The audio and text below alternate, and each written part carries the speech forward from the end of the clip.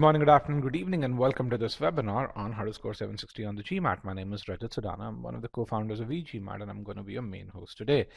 Supporting me in this webinar is Sandeep, who's a senior strategy expert, and is going to answer any strategy-related questions in this webinar.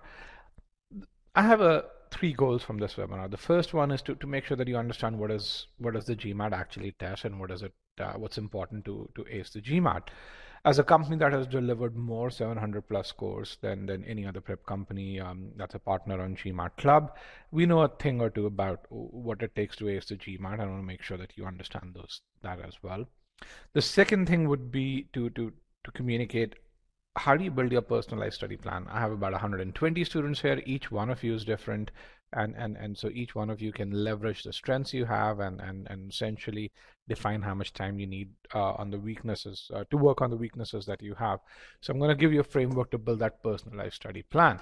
With that framework, if you're an e-GMAT student, you can go to our GMAT Planner tool and build your own personalized study plan. I'm also going to take a few case studies so that you can really see the kind of difference it makes. And then, so once you understand what's important, once you understand what's there to build a personalized study plan, then the third thing we'll do is to really understand what does it take to improve. I mean, what's that model of improvement in ability, and we're going to look at that, and we're going to take a look at the importance of methods, using the right methods, so using AI, using analytics, and leveraging feedback to get there in the shortest and the most certain possible time. With that, for many of you, this is your first interaction with anyone from eGMAT, or probably you've just registered on eGMAT and not gone through the free trial. So we offer a very exhaustive free trial, whether you want to learn sentence correction or critical reasoning, or reading comprehension, or algebra or arithmetic. We have a few free concepts that are from our paid courses as a part of a free trial so that you can try it out. We've not tried any one of these concepts. Do try them. We have a very unique way in which we impart learning. We give feedback with every 30 minutes of learning that you put in. So try it out and experience that feedback. Some of the concepts are listed on the top left-hand corner. Let me hide that. Also, we have some upcoming sessions. We have an upcoming session on GMAT Algebra that is tomorrow. In this, we're going to discuss inequalities and absolute values. If you're if you kind of have a fair understanding or somewhat of an understanding of what inequalities and absolute value is, then join this webinar. We'll take you from what I call as 550 to 600 level question to the 750 level question, including some very challenging data sufficiency questions in this webinar. So that's tomorrow, exactly 24 hours from now. We also have a free sentence correction webinar, which is exactly a week from now. This is a webinar in which we talk about the famous meaning-based approach that eGMAT invented a decade ago, and we are now in the third iteration of that approach.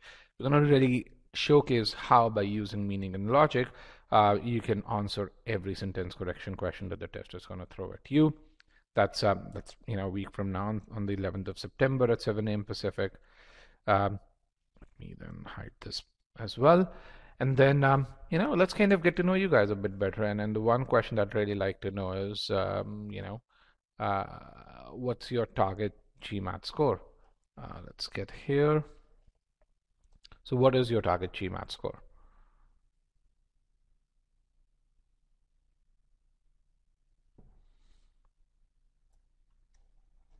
And then let's kind of get another data point here, and that is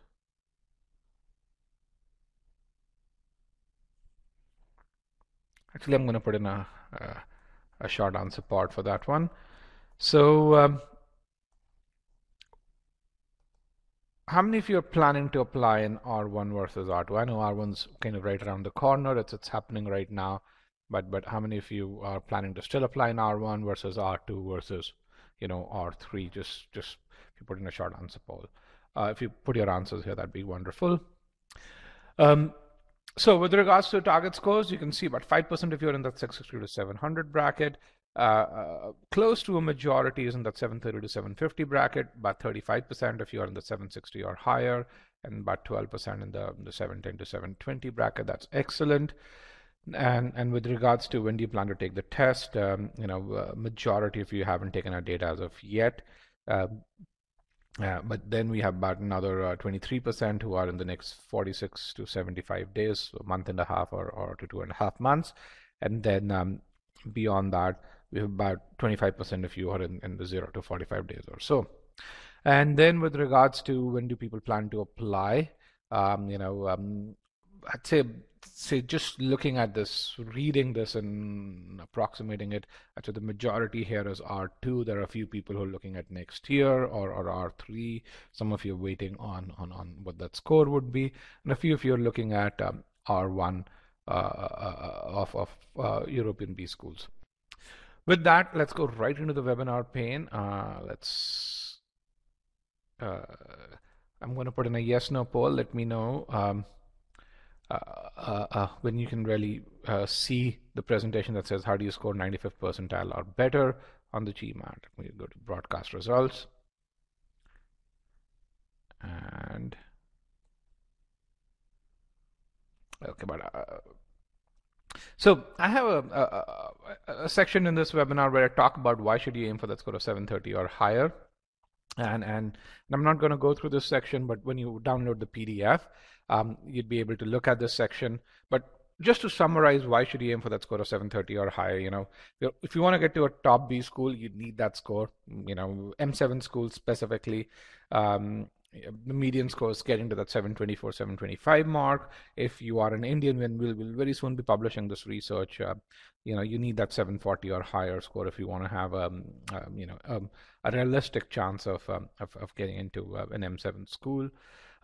Scholarships. I mean, eGMATers till date have gotten upwards of $200 million worth of scholarships. So, and then from what we have observed, a good amount of that scholarship money goes to students, especially if you're applying to an M7 or a T20 school, to students who score 740 or higher. And then the biggest thing over here, which I think a lot of people ignore, is the value that a top MBA brings about. If you look at the delta in total earnings from someone who graduates from a top school versus someone who graduates from a tier 2 school. So top school includes M7 and T20. Tier 2 is outside of that T20, T25 bracket. If you look at the starting salaries, the growth in salaries, and you can see many of those case studies on our YouTube channel, you'd find that delta is the highest it has ever been. Or in other words, companies now value students from top B schools way more than they did about 10 to 15 years back, and which is why you see the starting salaries, the delta in the starting salaries is the highest that it has ever been. So again, getting to a 730 or higher is difficult, but it is also very rewarding. With that, let's kind of start with what does it take to get to that score of 730 or higher. And one thing that I want you to take away is that that when it comes to acing the GMAT, if there's one thing that matters, it's building ability. That's kind of 90% of what it takes to ace the GMAT. And the reason why I want to make sure I emphasize on this is that because a lot of people, when they think about the GMAT, they worry about, hey man, it's going to take me a lot longer.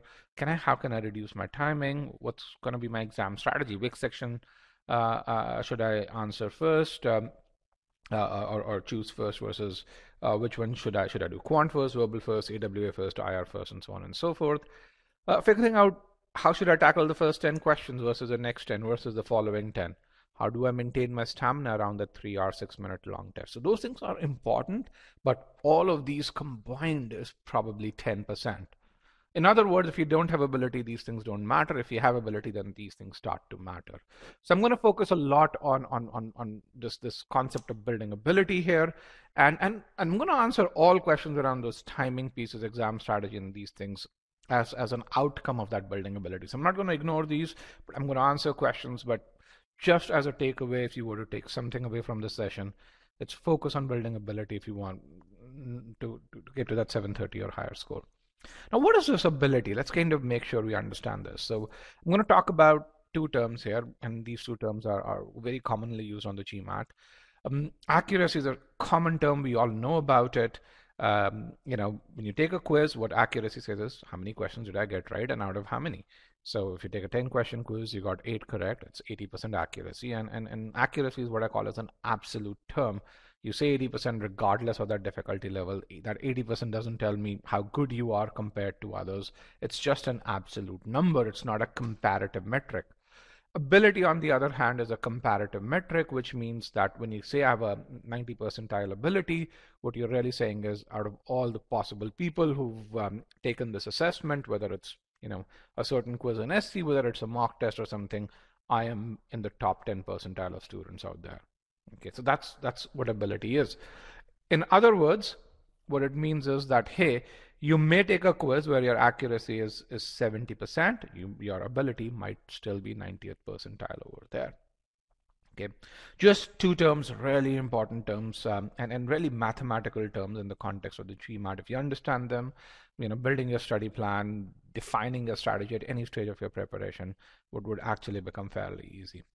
So with that, let's kind of look at how the GMAT works. And this is a very simplified depiction of how the test works. The test is a bit more sophisticated, but it follows essentially the same principle. So what I'm going to do is I'm going to take two students, student 1 and student 2, and I'm going to actually walk through the test for about 5 questions. On y-axis, what we have is a difficulty level of question, and on x-axis, essentially you have question numbers. So what I'm going to do is I'm going to call student 1 as case 1, student 2 as case 2. So let's kind of go through this. The student 1 or case 1 gets the first question, he gets it correct, gets the second question, which is again of a higher difficulty level. You know that why? Because as you can see, we're going higher on the y-axis. The higher you go on y-axis, the more difficult a question becomes. Then he gets the third question, which is of an even higher difficulty level. Why? Because he got the second question right. So the adaptive test algorithm actually gave him a third question just slightly more challenging. He got that wrong. He got the fourth question, which is slightly easier. Now, how do you figure out that this question is slightly easier? If you were to draw parallel lines from question number 2 and question number 3, you'd see that question number 4 is between those two. He gets question number 4 correct. Consequently, fifth question slightly more challenging. He gets that wrong. Case 2 or student 2 gets the first question, medium difficulty level, gets that wrong, gets the second question, which is easier, gets that right, gets the third question, which is slightly more challenging, gets that wrong, gets the fourth question, that is easier, gets that correct, and gets the fifth question, which is slightly more challenging, and he gets that correct as well. So just simple question here. At this point, if I were to stop the test and really say, hey, who is doing better? Who would you say? Would it be student 1 or student 2? Let's put in a poll question here. Who do you think is doing better? Is it student 1 or 2? Let's remove broadcast results so that we can get an unbiased response. Okay.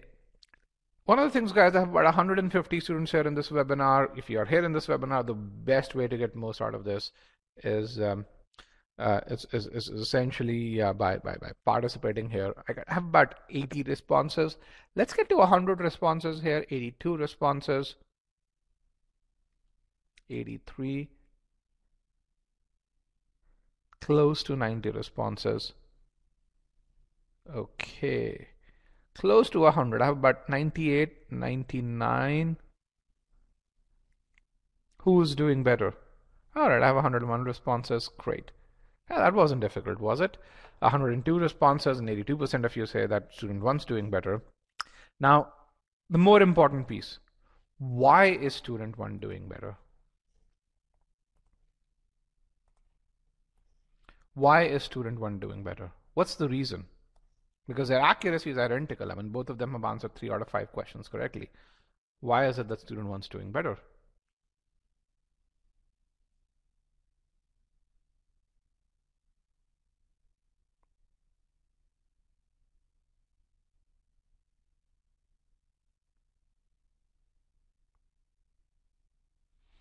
Okay, let's kind of look at the answers. He's answered more difficult questions correctly. The difficulty level of questions, yes, that's wonderful. I'm glad that you guys get that. He got more difficult questions correct. Yes, absolutely. The ability to solve difficult questions. Again, you can see this line at the bottom. The GMAT score is governed by your ability to answer difficult questions correctly. That's why it is. There are a few people who've said that he's gotten the first question right. Yes, that's not the cause. That's an observation. That's true.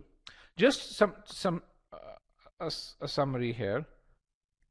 So when you think about student 1, he's gotten 5 questions, and each one of these 5 questions is either at the average difficulty level or above. The first question was at the average difficulty level. Every other question was above the average difficulty level. Student 2, or case 2, has gotten just one question. That was the first question, which is the evaluation question before the test could make any judgment, which was at the average difficulty level. Other than that, student 2, till about question number 5, did not even get an opportunity to answer. Okay, questions at average difficulty level. Okay, can you see that? Student 1 got the opportunity to answer difficult questions. He was served difficult questions. Student 2 did not even see that. Okay,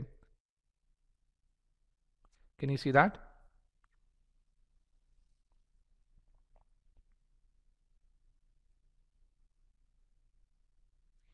Okay, and this comment here, student 2 is playing good because he's getting easier question and investing less time. That's in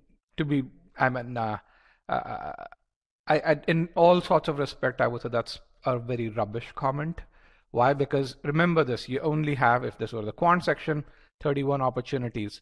If this were the verbal section, you have 36 opportunities. Why would you waste opportunity on an easy question? Why? Because an easy question has 1/3 the points as many points as a difficult question. And you probably take 20 seconds less to answer an easy question, not a whole lot. So really bad strategy in that case.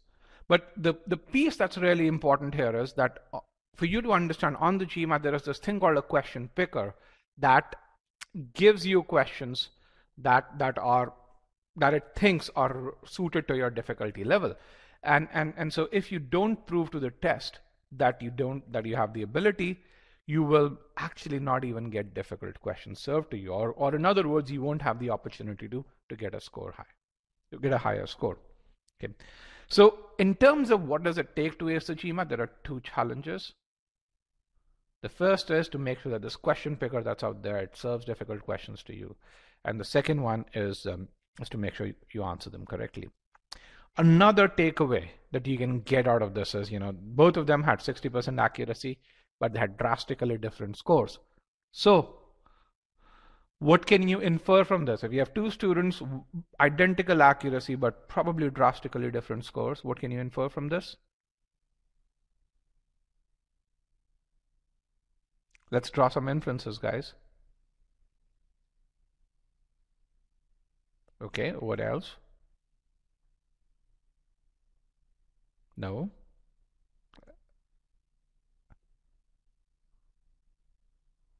No, not to answer. There's no first question here. Again, remove the bias. The thing that you should infer from this is, if you have 2 students identical accuracy, and this is a CR question, by the way, CR inference, 2 students identical accuracy, but very, very different end scores, then what you can infer is that accuracy is not the most precise measure on the GMAT, or comparing accuracies is not the most precise measure. If it were, then when you compare accuracies, you would get different results. Folks who are studying inference, isn't that a natural inference that you would get?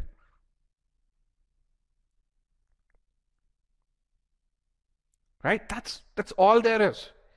Whenever you read information, just draw natural inferences. If identical accuracies lead to drastically different scores, then accuracy is not a good measure.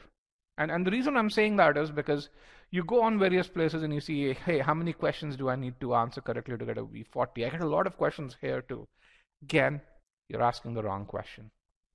Or in other words, people ask this question, how many mistakes can I make? Not the right question on the GMAT. On the GRE, yes, it's the right question. Why? Because that is more or less a test of accuracy. On the Indian version of the GMAT, which is the CAT, it is the right question, but not on the GMAT. How do we know if you're being served difficult questions? You don't, and that's not your job to worry about it during the test. It's your job to worry about it before the test, and I'm going to talk about that. But that's a good question. How do you know that you're being served difficult question? It's a natural doubt. It's just something that you practice for before the test. Okay. Here's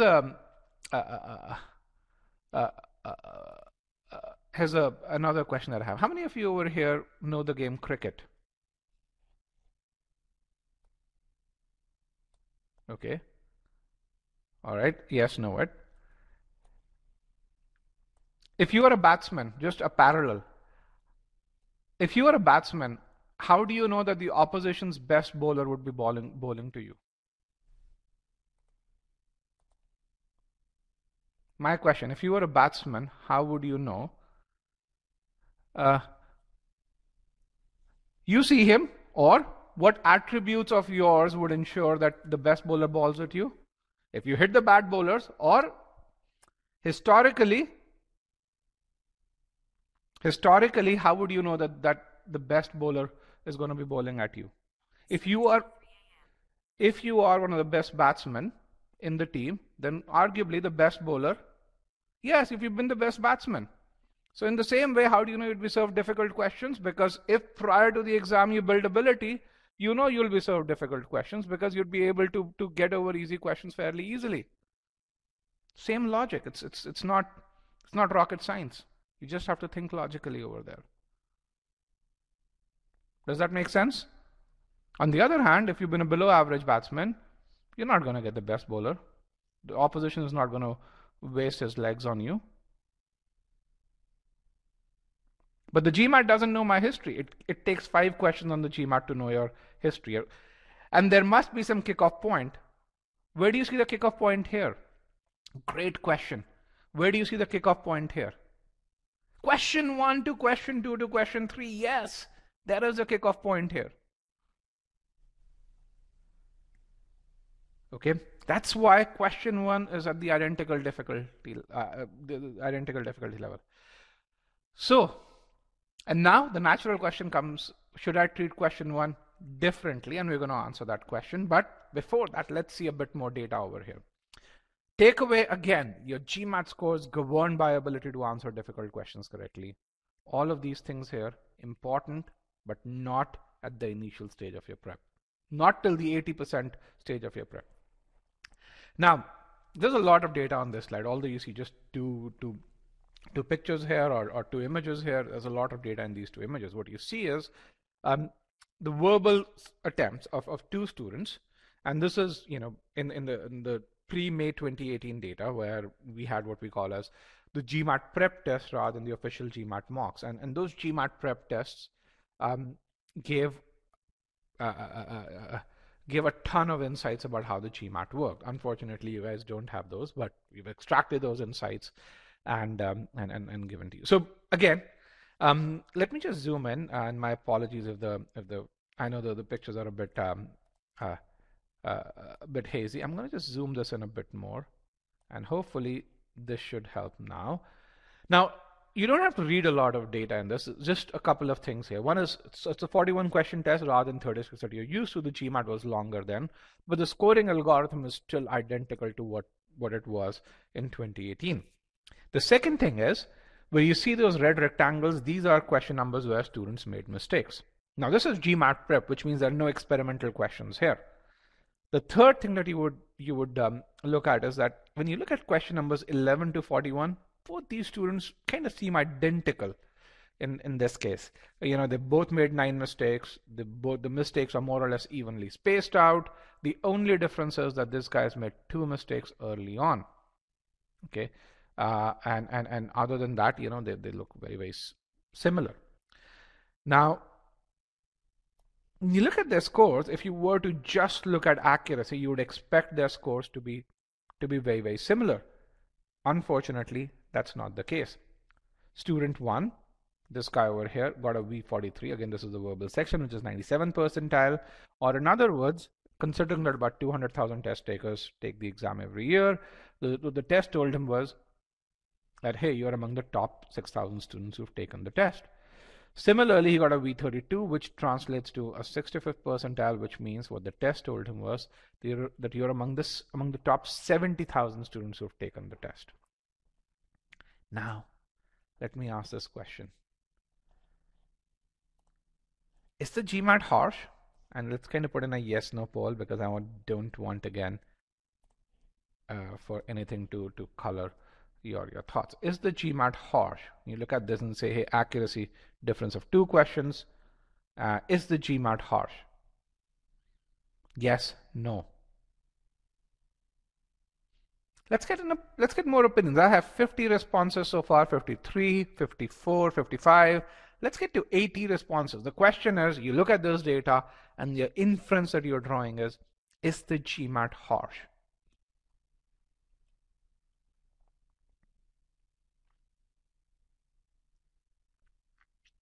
$82. It's a very important question. It can have a huge impact. This understanding this can have a huge impact on your test. 87, 88. Let's get to 90 since you guys are doing so well. Oh, we have 90 responses. Let me end the poll. Let's broadcast the results. 58% of you say the GMAT's really harsh, and we got actually 94 responses, sorry, 60% of you say the GMAT's really harsh with updated data. 40% of you say no, it's not harsh. That's great. I congratulations to the 40% who say that the GMAT's not harsh, because you guys are absolutely correct, and I'm thankful that we have these 40%, and I'm also thankful that we have those 60% because now we can add those understanding. Now here's the thing: people say, "Hey man, 2 more mistakes and I dropped down by 64,000 students." What they don't recognize is you can make 9 out of 41 mistakes, still get a 97th percentile. Is that harsh or is that forgiving? 9 out of 41. But a quarter of questions wrong and still get 97th percentile. Is that harsh or is that forgiving?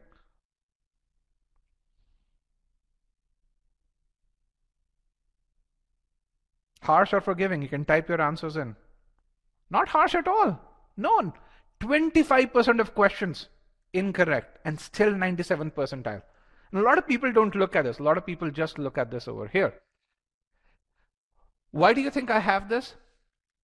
Because when I keep on saying the GMAT's test of ability, and a lot of you say, oh, I understand it, and when I ask this question, is the GMAT harsh?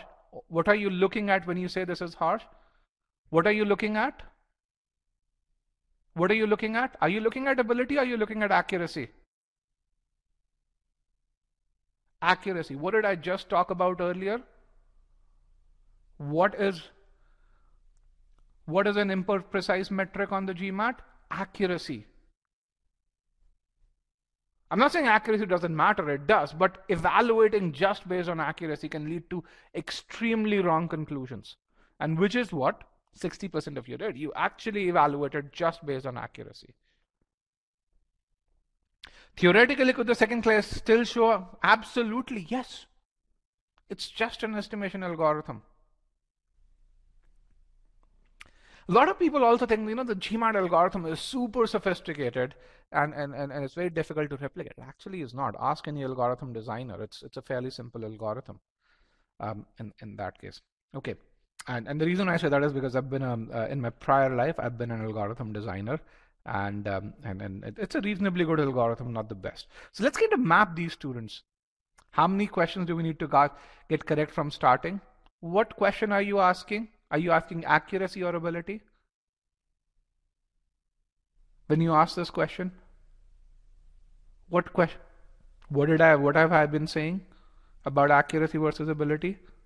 Don't worry about accuracy. Focus on building ability. Accuracy will be there automatically.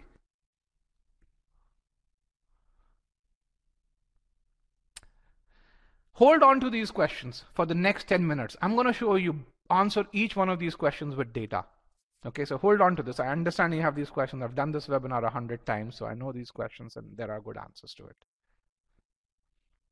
Okay, so let's kind of look at this over here. Adaptive test algorithm, all right? And I see those questions that you have, but I'm not going to answer those because they will get answered in the next 10 minutes or so. So let's kind of map the GMAT over here. I'm going to take student 2. The first question, are there any quant whizzes here? Is there someone who says, hey, I'm really good in quant? Just type in yes if you think you're really good in quant. Perfect. So, good, we have a few quant whizzes. Has anyone over here hired people? The second question is, has anyone over here hired people? Yes. Okay, good. I'm going to need both these groups here. Okay. I'm going to first ask translate this question into a quant problem, and then I'm going to translate this question into a hiring problem. And the answer to both these questions qualitatively would be the same. Quantitatively, of course, it's slightly different. So listen to this.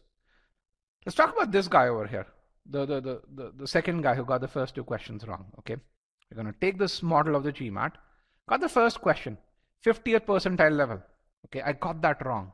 Then I got the second question, 30th percentile level. I got that wrong. Now, for those of you who are quant whizzes, and again, this is not tested on the GMAT, but if you're a quant whiz, you should know this, that what's the joint probability of a 90th percentile guy getting a 50th percentile question and a 30th percentile question wrong one after the other. And just to really tell you, the accuracy curve for a 90th percentile guy is actually goes around that 80th percentile mark. It's a bell curve where it goes around that 80th percentile mark with a standard deviation of 15 percentile. What do you think is the likelihood that a 90th percentile guy will get a 50th percentile question and a 30th percentile question wrong one after the other? How low? Very, very low. Less than 1 in 10,000. Less than 1 in 10,000. So, as a human, or as an algorithm, as a good algorithm, at question number 3, am I incorrect in thinking that student 1 is not a very smart guy? No. The algorithm is right. So he gets the third question, 15 percentile question. Okay. He gets the next question, 35th percentile. So he gets the third question right, of course. He gets the next question, 15 percentile, gets that right. Gets the next question, 35th percentile, gets that right. 45th percentile gets that right. And it kind of goes here. But then as he gets to difficult questions, he starts making mistakes again. Case 1, on the other hand, started getting 700 level questions right from question number 5 or 6. And then he continued to maintain that accuracy. Okay. Both these students were eGMAT students. Student 1, who got a V43, actually ended up getting a V44 on the real test. Student 2 got a V35 on the real test. You know, it's incredibly accurate estimates by GMAT Prep. Now, people who said they're hiring managers, okay, same parallel. Let's say you're hiring for a director level position, and the guy who you're hiring answers, director level position is a leadership position. Okay, the person who you're hiring answers some very, very basic questions about leadership wrong. What would you think about that person? People who hire, not hire, or not an appropriate person for a director level position. Same guy, same thing, same logic here. 50th percentile question, the guy couldn't answer. Let me give him a slightly easier question to really figure out, what does he know, right? You give an easier question, even then the person falters. What do? You stop the interview. Fortunately, the GMAT doesn't stop the interview. It actually figures out where you currently stand. So is the GMAT harsh or is the GMAT logical? Giving you 36 and 31 opportunities, very logical. It's not harsh at all. It's probably the world's best design exam, which is why every exam is not trying to be like the GMAT. In fact, the GRE was completely flat. They're trying to be more like the GMAT. The ACT is trying to be more like the GMAT. In fact, the GMAT is the only competitive test that has shown correlation with how you do in life. The GRE has zero correlation. The SAT or the ACT have no correlation, and neither does the CAT. Okay. So, very, very logical exam. Now, remember I said the GMAT is a test of ability? That V43 guy, the test was measuring abilities internally, and these were the ability scores that the test measured. And the V32 guy, the test was measuring abilities also independently, and these were his ability scores. When you look at these two students through the lens of ability and take that accuracy out of the way, do you think they look very different?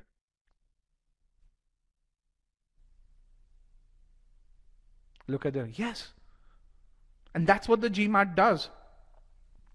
Has anyone heard of the Enhanced Score Report or the ESR on the GMAT? Okay. What does it provide you? Why do you need to pay $25 to get the Enhanced Score Report after your GMAT attempt? What analysis does it provide you? The first thing it provides is your ability scores. For those of you who don't know what the Enhanced Score Report is, Sandeep, if you can get this thing. So once you take the GMAT and the in-center GMAT, I don't know why the GMAC doesn't provide that for the enhanced online test, but when you take the in-center test, you get this thing called the ESR or the Enhanced Score Report, which, by the way, you have to pay $25 for. And what that does is it actually gives you your ability scores in SCCR and RC, and then arithmetic and algebra. Okay. Now, when we were building our own mocks, what we did was, anyone knows regression here? Anyone knows regression here? Yes. So what we did was, and regression is a very simple thing. Anyone can do it in Excel, by the way. We took about 3,000 score reports. Why? Because one of the investigations that we do is we want to figure out how the test works. So we took about 3,000 score reports, we put in different algorithms in it. There are about 35 data points in it. And when we looked at the ability scores and the end score of a student, the R square, for those of you who know regression, which is the predictability of the output based on the inputs, the R square was 99.715%. How good is that R square? For those of you who know regression, 99.715%. What it means is that your ability scores in SCCR and RC and arithmetic and algebra account for 99.715% of your end GMAT score. 99.715%. Which is kind of, and we needed this, why? Because we wanted to build our own algorithms. So again, when I say the GMAT's a test of ability, that's why we say that. So let's kind of look at this over here, okay? But in terms of,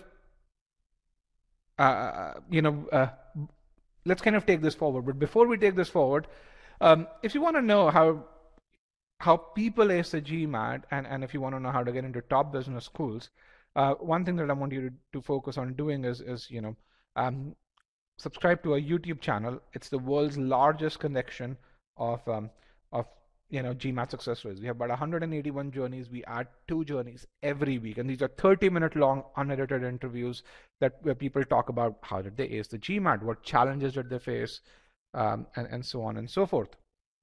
Okay. The second is essentially, if you want to know MBA admits, then that's something that you will see over here as well.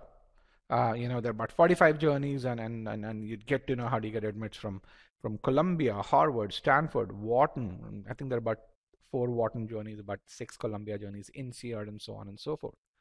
And similarly, about $7 million worth of scholarships that are out there in this case. And at eGMAT, we're a technology-focused company. We do invest a lot in analytics and AI, and what impact that does it have in helping you ace the GMAT. You'd have case studies around that as well as videos for that. So.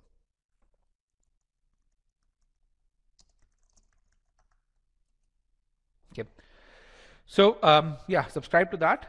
But with that, let's kind of get back to this. And again, also you can connect with me on my LinkedIn. We post about 5 to 6 articles every week or so, and there are about 20,000 students who are connected with me on LinkedIn.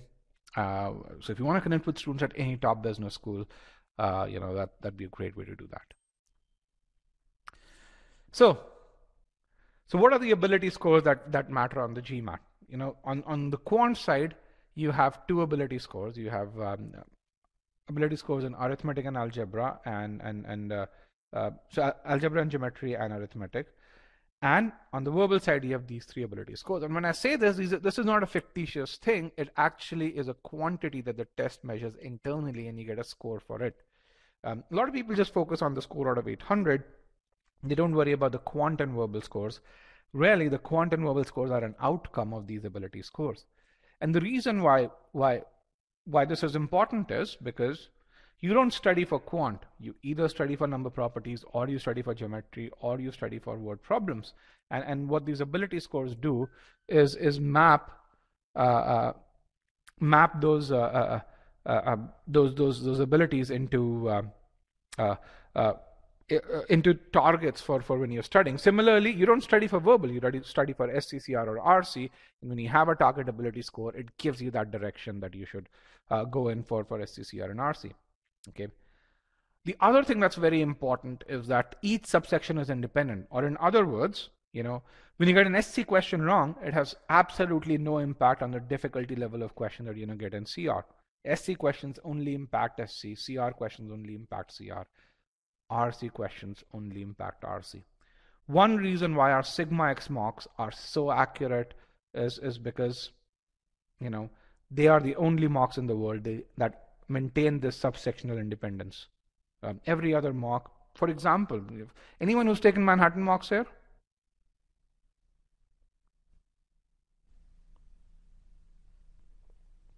No, yes.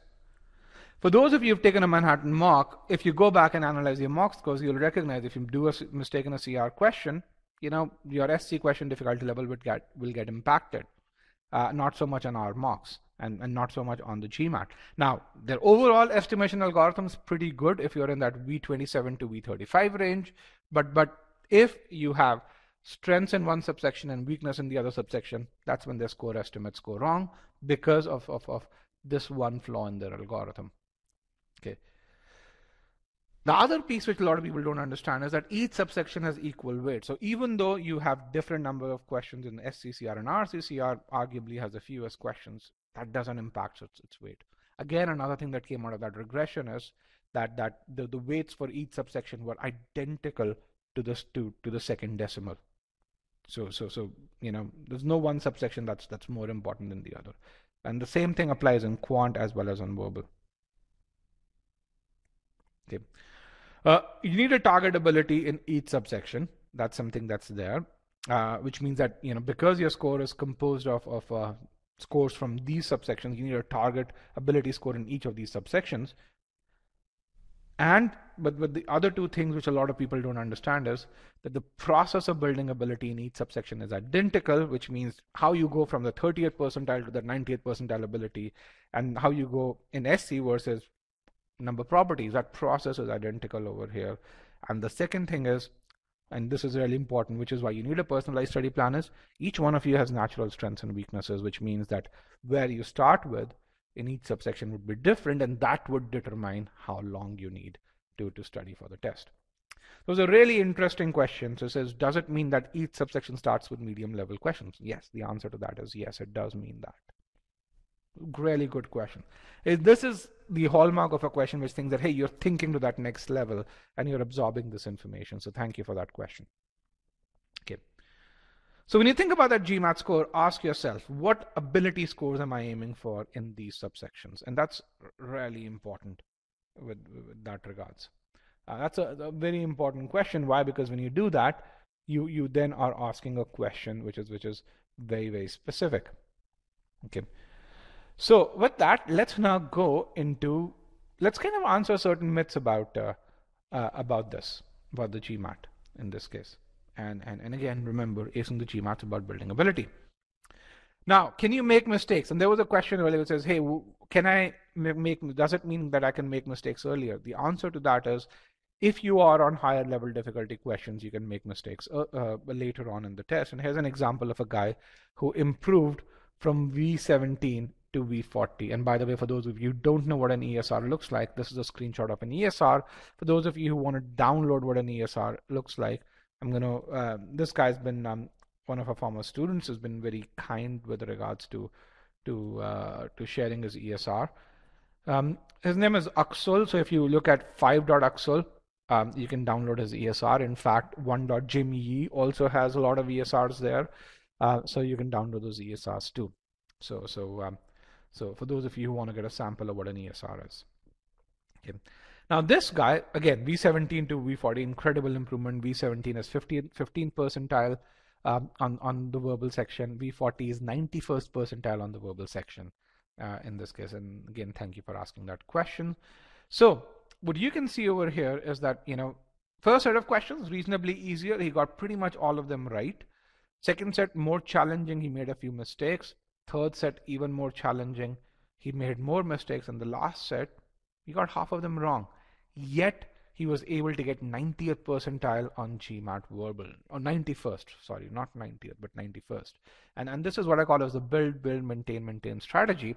Again, I go back to that hiring example. Say you're looking for a director position. You actually ask the easy questions, the guy gets right. Medium questions, the guy aces those. Medium hard, the guy does really well on them. And then you ask uber hard questions, and the guy falters on about 30% to 40% of those. What would you think? Again, easy questions, excellent. Medium questions, really good. Medium hard, really, really good. And then hard questions or uber hard questions, he still does 60 to 65% correct. What would you think about that candidate? He can train the difficult questions. He's a really good candidate, right? Yes, that's the same thing that the test really says. It's just the test thinks like how we as humans do. How long did it take to go from V17 to V40? I actually don't remember, and I hate to be wrong, but if you click on his debrief, you can really figure that out. My guess is probably 4 months, if I were to guess, but I could be completely wrong here in this case. But again, the length of time depends on how much effort you put in and the consistency overall. But again, the GMAT is forgiving as long as you make mistakes on the right kind of questions. Okay. So second takeaway over here is I can make mistakes, but not on simple questions. That's not how because the GMAT judges you the same way as humans judge you. Okay. So let's answer some key questions. Do the first 10 questions matter? Okay. Should you approach them differently, and should you spend more time on the first 10? What do you think are the answers to these questions? So 1, 2, 3, you can write Y, N, N, N, N, N, Y, Y, Y. Just simple. Or N, N, N, whatever. Let's just see.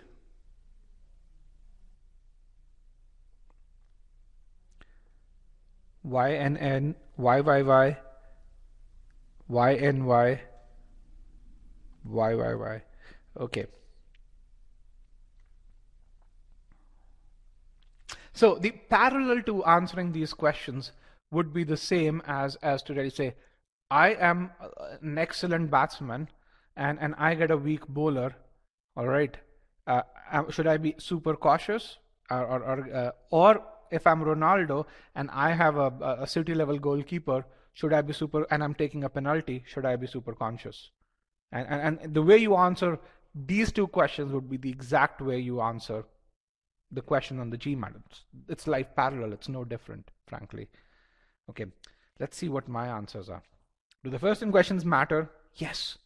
Should you approach them differently? No. Should you spend more time? Absolutely not. Now, why do the first 10 questions matter? If, again, hiring for a director level position, why is it that it's important you answer the initial questions, which are not as difficult correctly, so that you get the difficult questions? We saw that in the example. Should you approach them differently? Should you be super conscious about what your answers are? No. If you're a good candidate, you should know those answers. Okay. Should you spend more time? Or in other words, should I elaborate my answers a lot more than I usually do? No, you should not. Otherwise, you'd be trying too hard and you'd be wasting that precious time in the interview. Right? That's the same thing on the GMAT. Okay. Let me show you some data. And someone asked, how do I know that I'm getting a difficult question versus a hard question? And my answer to that was, you don't know. Because you win the GMAT not while taking the test, but while preparing for the test. Okay. Let's say you are a 90th percentile student. Let's say you are this person called Melissa. You're a 90th percentile student. By definition, if you say you're a 90th percentile student, then your accuracy for medium question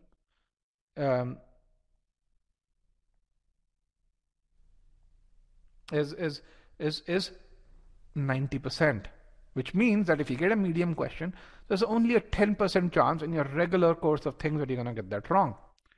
Your accuracy for medium hard questions is 20%, and your accuracy for hard questions is 35%. Or in other words, you probably, if you're a 90th percentile guy, you probably still answer, 3 or 4 out of 10 questions, 10 hard questions wrong. You're still a 90th percentile guy. Okay. Now,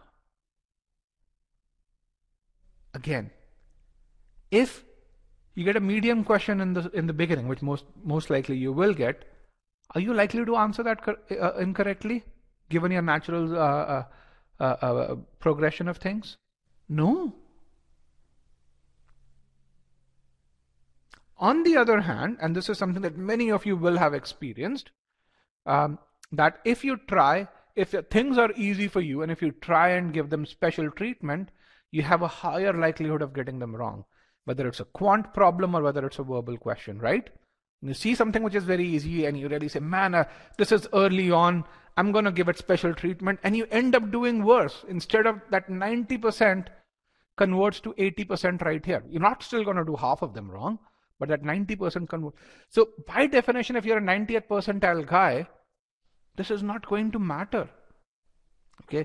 On the other hand, if you're a 70th percentile guy, it's not going to matter again. Why? Because for that 70th percentile guy, your accuracy on hard questions is going to be essentially, instead of 65%, it's going to be 45% or 50%. Okay. So you get to hard questions early on by maybe increasing that accuracy slightly by spending more time. You're going to get more of those hard questions wrong. Again, you're going to go back to those medium questions or medium hard questions. So again, when I say the GMAT's a test of ability, you can't trick the algorithm through these things. Okay. So what should you focus on the GMAT? Actually, hold on. I needed to I messed up my poll. You should focus on, what should you focus on? Building ability. Okay.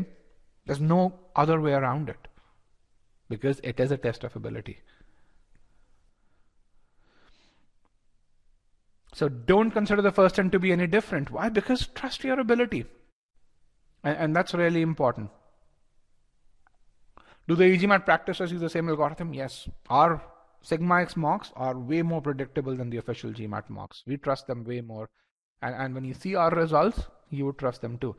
Even Magdalena, one of our students who scored a 780 recently, even she made mistakes. So you can make mistakes as long as you make mistakes in hard questions. I mean, she got, if I remember, I didn't interview her, but she got, I think, a V48 and a Q49 or something, if I remember correctly. But even she made mistakes, is what I'm really saying. In fact, I think, well, I don't have Magdalena's interview apparently here, but if you go to our YouTube channel, you should be able to get that interview in this case. So.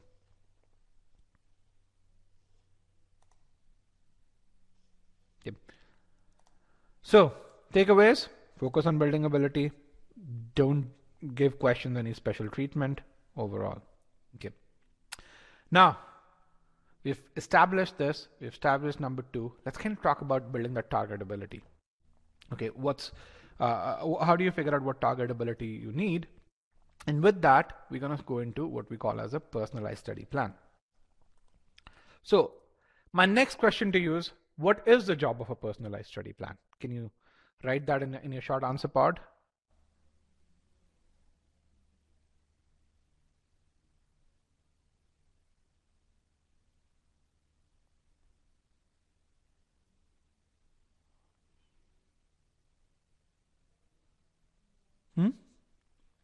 Okay, now what's the job of a personalized study plan? What should a good study plan do?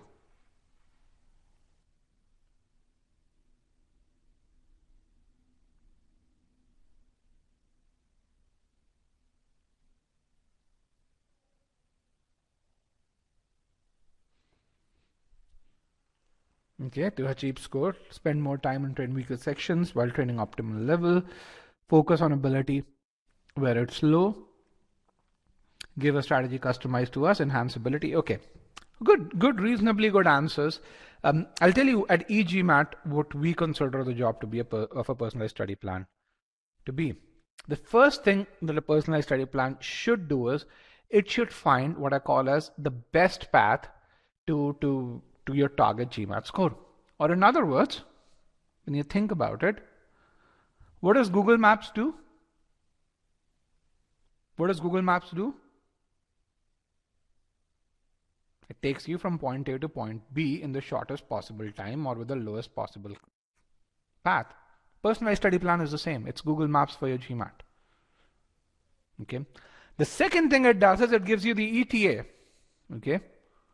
Which is this piece over here. How much time do I need to put in each subsection to reach my target GMAT score? Think of your GMAT journey as a journey from point A to point B. Your starting ability to that target ability. Target ability translates into the target GMAT score. Remember, what is a 740 on the GMAT? What percentile score is that? 740? What percentile? It's 97 percentile. 760 is 99th. Okay. So bottom line is that score out of 800 is nothing but an ability score. All right. And your starting score 600 is nothing but an ability score. You call it 600 internally. The B schools look at it as an ability score. Okay. So think of that GMAT journey to be a journey which has 5 breaks in there, or rather 6 breaks, and each break is one subsectional ability, and the final one is a test readiness stage. Okay. So the first question that a study plan should answer is, what's that GPS map look like? And with regards to how much ability should I get in each of those subsections to reach my target ability? And you'll see why is that a really important question. Okay. The second thing is, how much time do I need to do to build that ability? If I'm a translation of this is that if I'm starting from let's say a 50th percentile in SC, and if I want to get to an 80th percentile, how many weeks of effort do I need to put in? Okay. The third and probably the most important question is that, okay, if I take the same example here in sentence correction, if I know I need to put in about 10 days of effort or a week and 3 days of effort, where would that effort be put in? How much of that effort would be put in learning content versus refining my ability versus going into test readiness? Or in other words, if I were to take the highway parallel, how much of this journey is going to be driving street roads versus going on a highway or so? Can you kind of see the parallel to Google Maps versus a study plan? Can you see that parallel? Google Maps versus study plan? That's what it should be. Let's now translate this with some case studies. So we're going to take two students here. We're going to call them Abby and Chase. Okay. Abby is someone who has a more balanced quant and verbal score. So both Abby and Chase are at a starting score of 600. Okay. So Abby's at a Q42 and a V31. Okay. Let me just put this. And Chase is someone who's that quant whiz kind of guy. So his quant score is higher. Consequently, his verbal score is lower. So who do you think you're more like? Are you more like Abby or are you more like Chase? Let's get some responses.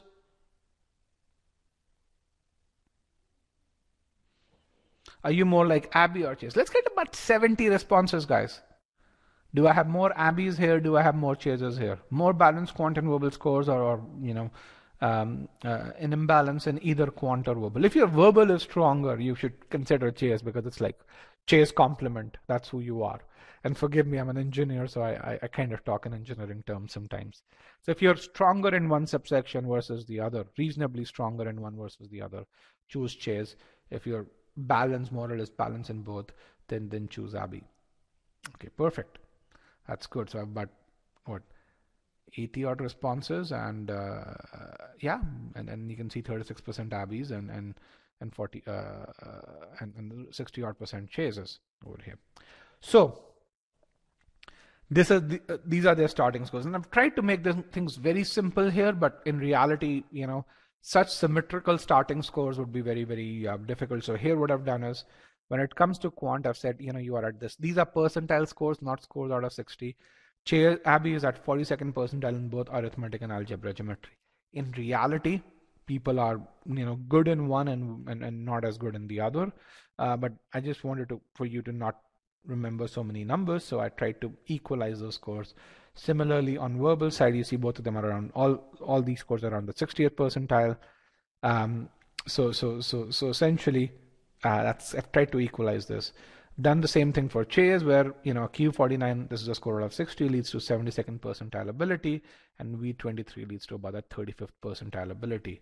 Okay, so again, that's just to make things simple. Reality, these would be really 10 very drastic different numbers if I were to sample people over here. Okay. So again, the answer to each one of these questions is no.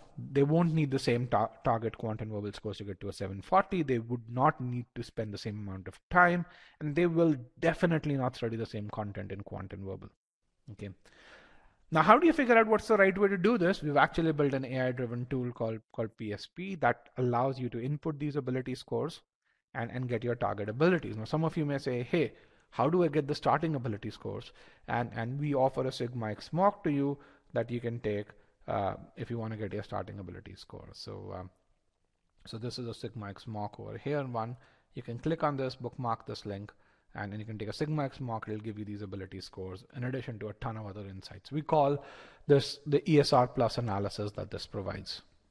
Okay, so how does this work? And forgive me, these screens are a bit hazy, but if you're an eGMAT student, you go into PSP, you're going to get a high definition view over here. So these are the screens within our personalized study planner, where you put in, your starting quant, starting verbal scores, and you put in the starting abilities. It gives you your target quant, target verbal scores, and you get your target abilities as well over here. You can probably see these over here a bit better. You can see these are my starting abilities on the left for Abby. Sorry, you can see the starting abilities on the left, and you can see the target abilities on the right. Okay, for Abby in this case, you can see the starting date here. You can see the ending date here. You can see the milestones and the score improvement being put in over here. Okay. Q49 means 49 marks out of 60. No, this is not your school exam. Q49 means 72nd percentile, which means there are 28% of people who are as good or better than Chase. Okay. So same thing let's do with Chase. Chase is at a Q49 and a V23, and which is why I like the ability scores out of 100 a lot better. They're just much better way to visualize things. For Chase, the AI-driven planner says, hey, you need to go for a Q50 and consequently a V40. These are the ability scores you should go for. Now, note, it's not asking Chase to go for a Q51. Why? Because it understands there's logic built into it to really say, hey, don't go to a Q51 unless and until you are absolutely required to go. Why? Because getting a Q51 is a very, very uncertain thing. We've seen that statistically.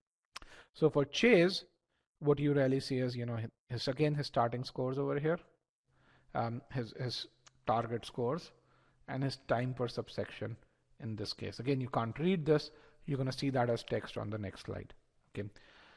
So just to compare Chase versus Abby, and remember, identical starting scores, identical target score here. But really the study plans look very, very different in this case. Okay. So Chase needs to aim for a V40 and a Q50. Abby needs to aim for a V42 and a Q48. These are scores out of 60. Now, you may say, hey, Q50 and a Q40, it seems very, very similar. It's just a difference of 2 points.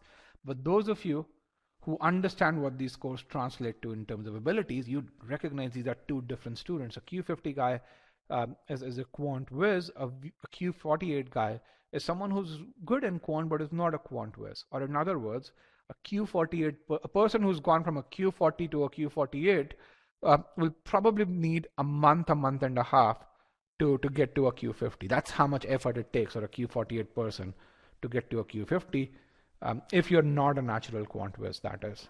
Okay. On the other hand, if you're at a Q48 and then you have a V42, and if you want to get to a 760, you can probably go from a V42 to a V46 in essentially 20-25 days or so. Would eGMAT provide such a timeline? Yes, we've been doing that for 2+ years. Okay. Now look at the difference over here. Okay. Chase on verbal side needed 9 weeks to get to a V40. Okay. Which is 50% more than what Abby needed to get to a higher score, which is V42. Abby, on the other hand, needed 3 weeks to get to a Q48. This was 3 weeks of dedicated effort, not studying verbal during that time at all, okay, to get to a Q48, and Chase only needed 1.5 weeks to improve from a Q48 to a Q50. Okay. Now, why is this important? Why are getting these timelines right important? One of the biggest problems that people have when it comes to the GMAT is wrong expectations. And when they set wrong expectations, they actually don't study properly. If they say, okay, I've got to do SC in 2 weeks, and if they recognize, hey man, it's going to take me 3 weeks, what do you start doing? If you allocate 2 weeks for sentence correction and you kind of recognize that you're going to need 3.5 weeks for sentence correction, what happens? What happens, guys? You rush through things.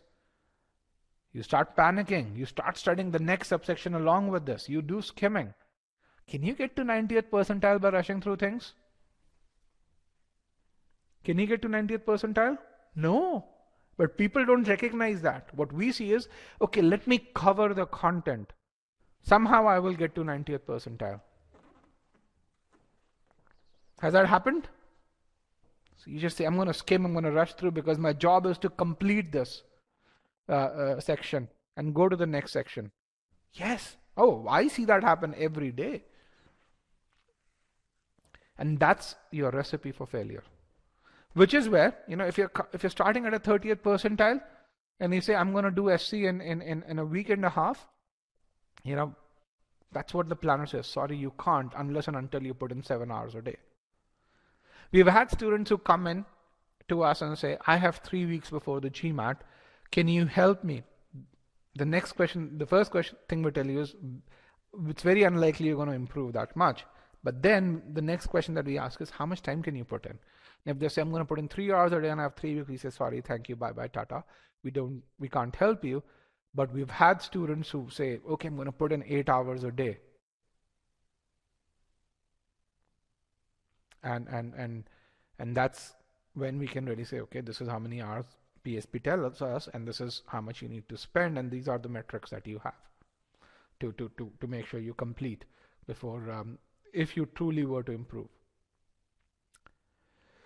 Is any of the scoring relative to other test takers? Yes, all of this is relative to other test takers. Ability. When I say the word ability, what does it mean? When you say the word ability, what does it mean? It is a comparative metric. Yes.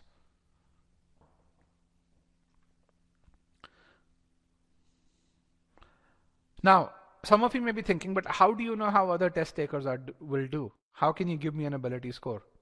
How many of you are thinking that? How do you think other test takers would do? Well, I think we can talk about that question later.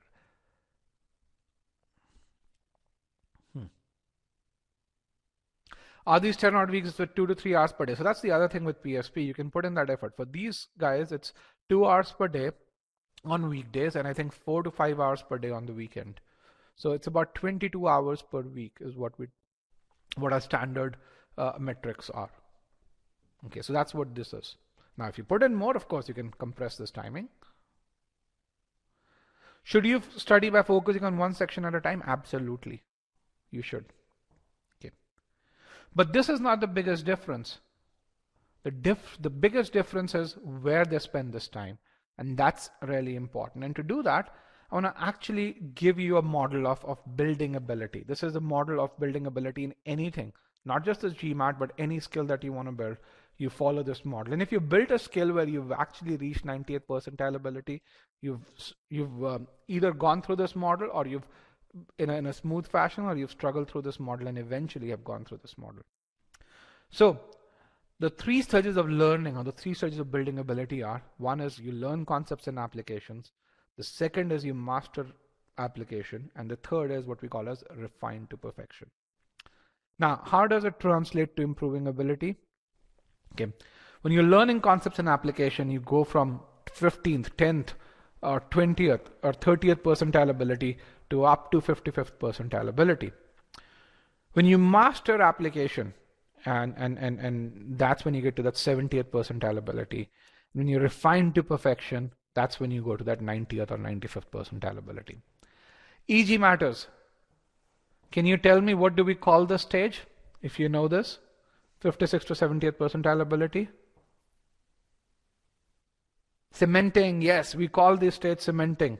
Stage 2, yes, but we call it cementing. If you're an e-GMAT student, you know this. We have specific cementing quizzes. How many of you really say, hey, I study SC, then I go and do number properties, I forget SC? How many of you kind of worry about this thing? If you get to this stage, you can go to another place, you're not going to forget a whole lot. If you don't do cementing, if you go away at this stage, and if you really say, I'm going to go study something else, you will forget it. But if you get to this stage, you will not forget it. That's the whole job of cementing. Okay, so this is cementing. We have actually dedicated cementing quizzes with metrics for you that you see in our Scholarium.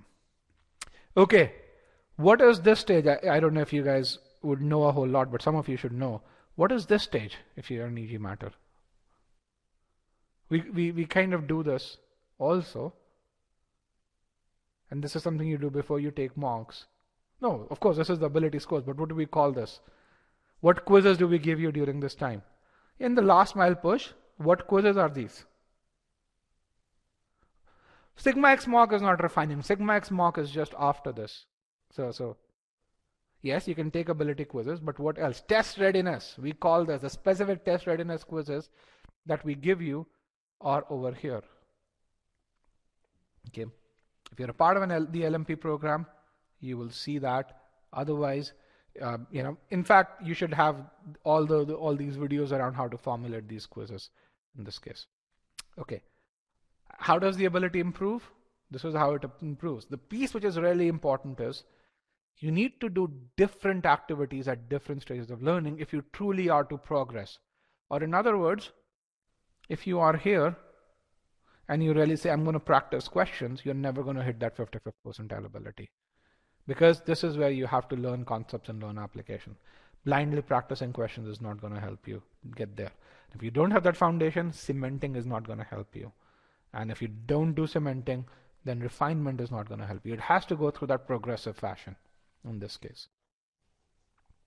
Okay. Does this make sense, logically speaking? If you built ability in any piece, that's how you progressed. Okay. And it's not just about the GMAT. Everywhere this works. Okay. So let's kind of talk about Abby inches, and this is really important. Remember, Abby is someone who's starting at the 60th percentile ability on the verbal side. Where do you think Abby is going to spend her time? Primarily, if she has to go to the 96th percentile, okay, cementing, or what's there corresponding to cementing over here? What's the term? What's the word? Mastering application. What else?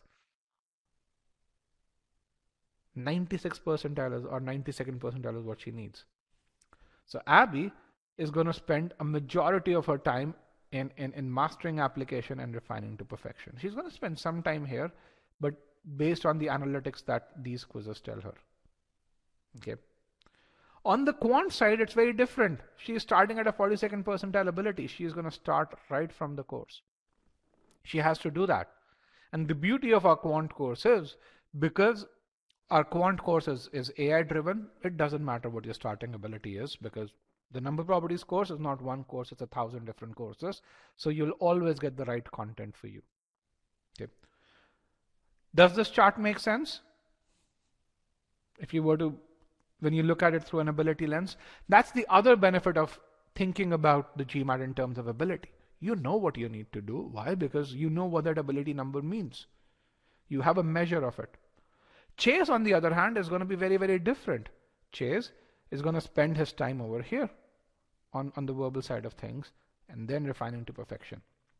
Now, can you see why is it that Chase needs 50% more time than Abby does, even though he's aiming for lower ability scores on verbal? Because he has to do this one additional stage, right? He has to do more. On the quant side, he's just focusing on refining to perfection. He's already at a Q49 level. He doesn't need as much time. Okay. Bottom line, this is what a study plan should do. Even though two students who have identical starting scores, identical target scores, the amount of time they need is going to be very different, and PSP will tell you that. What they need to study is going to be very different depending on their individual strengths and weaknesses, and that's why you need that personalized study plan. Okay. Most people don't experience this level of personalization. Most prep companies don't do that because for them, GMAT is about teaching content. For us, GMAT is about personalization. And we've been working on this personalization for many years, and which is why we kind of have all of these tools in this case. So then the next question is, how do you build ability? And by the way, for many of you, this advice is probably very, very different from what you've heard. Is that correct? I mean, have you seen many people say, forget about timing, focus on building ability. Timing doesn't matter, or that this is what a personalized study plan should do? No, you probably won't have heard a lot of people say that a whole lot. So the reason why we do that is because it leads to results. And here are, when you look at the number of 700 plus scores reported on the GMAT, this is some data that's out there, and this is between 2016 and 2020.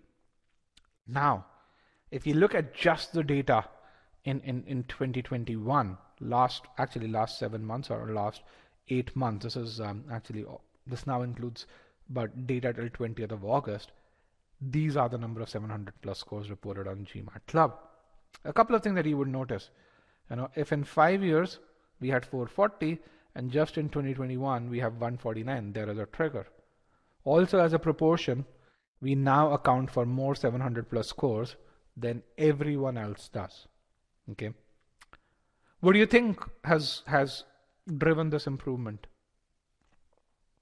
What do you think is the reason for this improvement? We were better than others before, but now this year we are way better. There are 5 unique enhancements that we've done over here. The first is Scholarium 2.0 that has a ton of AI in there. Okay. The second is our expert AI that now cuts through quant and verbal courses. Okay. The third is the Quant 2.0 course, and which now actually is a completely redone course, and that's there. The fourth is this custom learning paths that we provide, and the fifth is the last mile push program, where we've actually in 2020 we multiplied the bandwidth for our support team by about 4x or so. So each one of these 5 things has led to this disproportionate increase in scores. Anyone over here who's experienced a new quant course? Yes. It's a brand new course. What do you think about it? How much more fun is it to go through than our verbal course?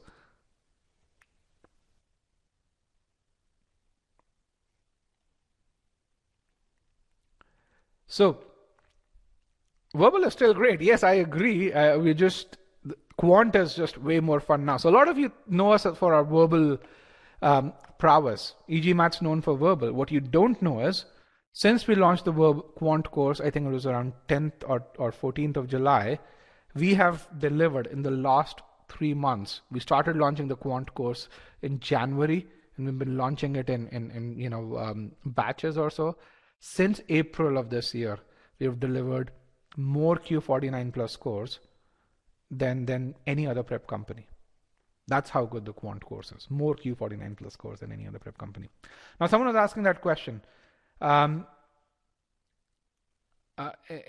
in terms of how many out of how many students that is there. So if you want to really know this question, answer to this question, let me actually give you this. Yes, customized learning path is one component of personalized learning. In that case, we've actually written an article which talks about on GMAT Club. We've written an article that talks about the disproportionate number of 700 plus scores that we've delivered and what has caused this. And let me actually share this link over there, because that was a really important question.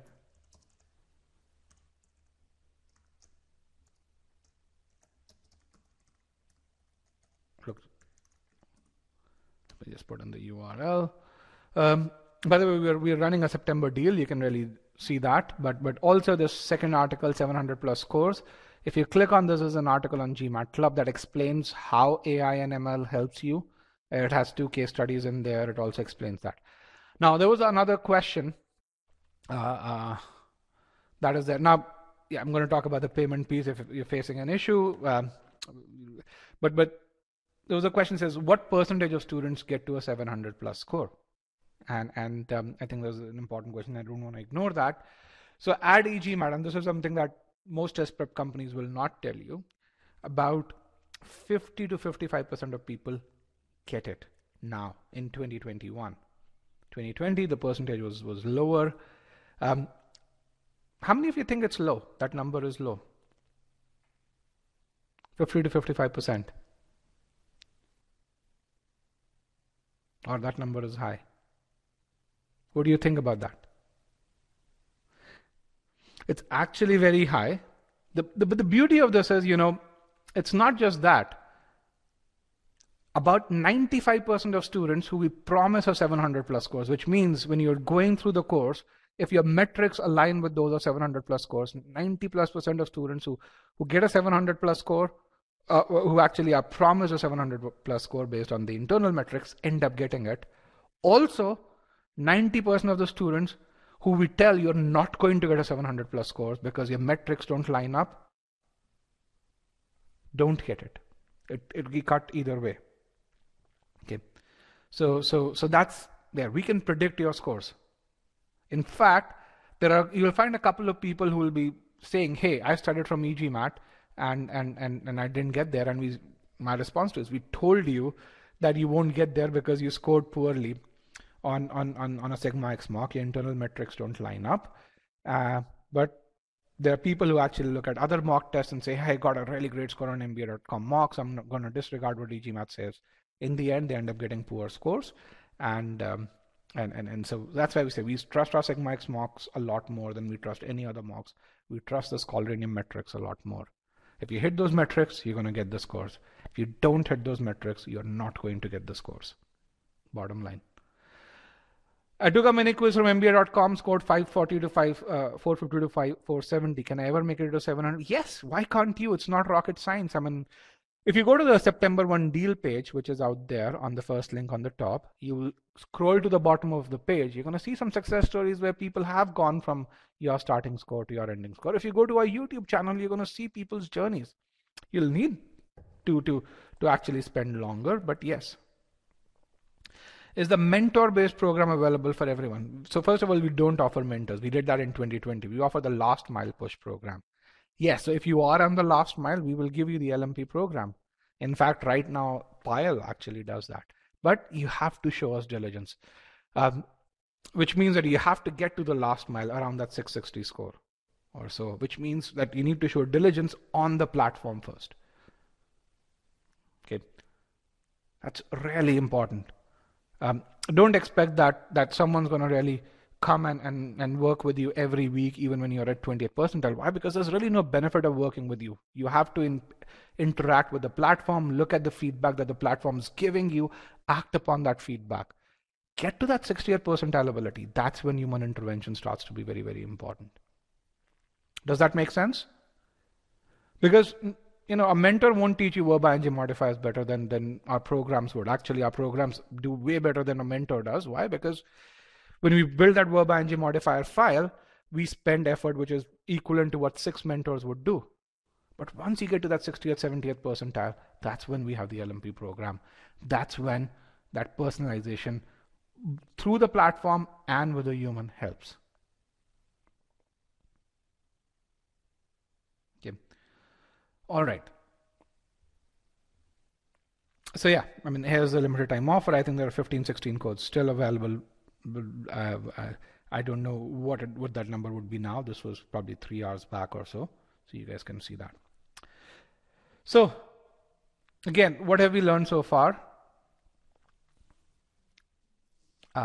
In terms of this similar offer for 6-month package, I'm not the one who does the offer. I think if you ask the question, Sandeep can probably answer that question. I am not, even though I run the company, I'm a product development guy. It's my sales team that does the offers. So yeah, so you can ask Sandeep and Sandeep can tell you. Okay guys, let's get back to learning. All right. So what have we learned so far? Again, we didn't do point number 1, but there's a lot of data in the presentation that will tell you. But then GMAT's a test of ability. You need that PSP and you have these stages of learning. Now let's kind of talk about learning over here in this case. So how many of you are stuck at that 60th percentile in any subsection, whether it's SC, CR or RC? How many of you are stuck at that point? Okay, that's good. A lot of you are. So what I'm going to tell you is going from 60th to 90th percentile is a combination of attitude and guidance. So what guidance does is it tells you where you're faltering, why you're faltering. Okay, it can pinpoint that, which is what our LMP program does. Okay. What attitude does is it takes that inputs in and it really says, I'm going to put an effort with that renewed vigor. Okay. And how that attitude plus guidance comes in, I'm going to translate that into how an AI driven platform does that. Okay. So I'm going to compare 2 students, one who's at a 60th percentile, the other one who's at a 90th percentile. And just to really tell you, if you're at a 90th percentile, what you're really saying is I'm among the top 20,000 students who take the GMAT. If you're at the 60th percentile, what you're saying is I'm the top 80,000 students who take the GMAT. Okay. Both 90th percentile and 60th percentile students spend approximately the same amount of time. In fact, this guy actually spends more time because they do the retakes and everything or so. The starting abilities are identical. Someone who said I'm at a 400 level, you know, that 400 level, what does 400 level mean? Versus what does 650 level mean? What it means to us is if you're at a 400 level, your starting ability in every subsection is 30th percentile. You're at 30th percentile in SC, probably 15th percentile in CR, 70th percent or 25th percentile in RC. If you're at a 600 level, you may be at a 50th percentile in SC, 60th percentile in CR, and you might still be at a 20th percentile in RC. So even that 600 guy in one subsection has to go from that 30th percentile to that 90th percentile. A 400 scorer has to do that in multiple subsections. That's all the difference there is. Now, why is it that fewer 400 scorers improve to 700? Why is it? Why is it that fewer 400 scorers improve to 700? If all in all is a game of ability and abilities are independent for various subsections. The answer to that question is essentially the same way as saying it's easier to run 5 miles. It's more difficult to run 15. You have to put in more effort and people give up. People give up. The other reason is someone who is at a 400, the reason why that person is at a 400 to begin with is because of lack of effort done in the prior life. I mean, think about it. Where does innate ability come from? It's effort in the prior life, right? That's where your highest starting score comes from. There are some people who started at a 660, others started at a 550, some started at a 400. So if you've not done effort in the prior life, you're not likely to do effort in this level. And when I say prior life, 5 years ago, not in your true prior life, 5 years ago or so. So there is that additional data point that comes with that as well. Now, if you truly want to improve, and if you really say, I'm going to change my attitude and I'm going to put in the effort, yes, 450, 460 people improve to 700, even 740 and 760. They just need to put in more effort and they just need to be aware of it. And that's where that setting the right expectations up front that's very important. Okay. The other piece is 90th percentile is about achieving perfection, and achieving perfection requires a lot of feedback, a lot of precision. Here's how a 60th percentile student looks at, a subsection such as SC. He says, GMAT SC is about learning 8 major error types.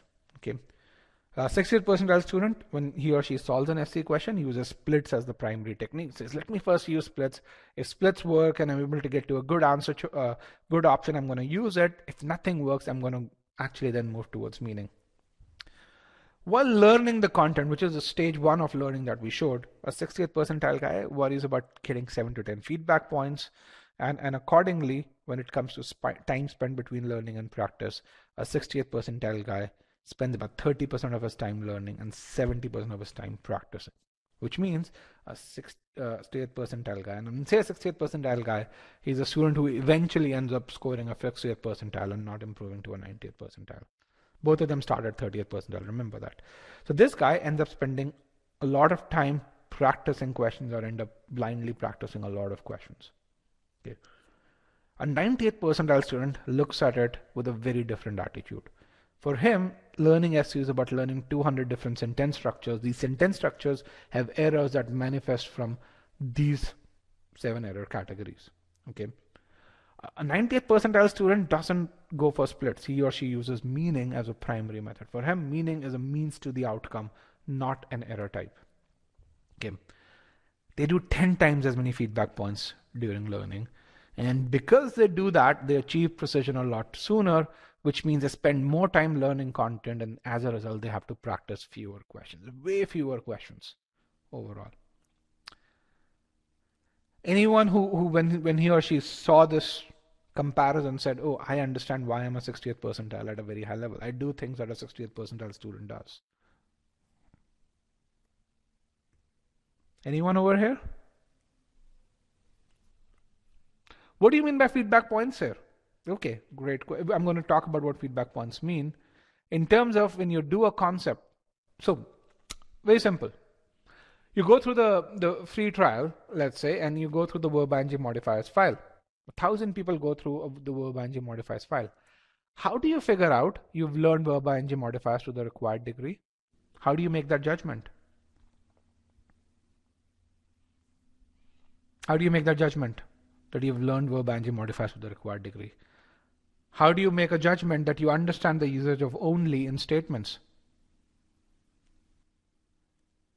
Okay, the application file is the application of it. But even if you understand the concept, it is when you really look at a concept quiz, which is there in the eGMAT platform, and you get a score around it, right? So you're doing the eGMAT way when you say the concept quiz. But when you study from a book, and you're studying verb-ing modifiers, you don't get any feedback. When you study from a normal course, you don't get any feedback. Why? Because they don't build assessments, they don't build technology. At eGMAT, we do all of that. That's where we spend a good ton of our R&D money. Okay. Why is that important? Why is building that feedback important? Because when 1,000 students go through that verb-ing modifier file, we want to make sure that they don't learn to 1,000 different degrees, that each one of them crosses a threshold.